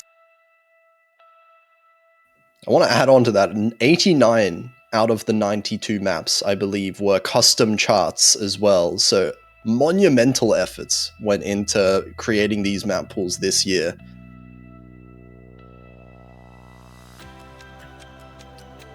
And I think with that, it was we're gonna crazy. be we're going to be closing out the stream there. So unless you guys have something else to say at the very end, we will be seeing everyone back in 2 weeks for that Taiko World Cup qualifier showcase. So until then, we'll see you next year.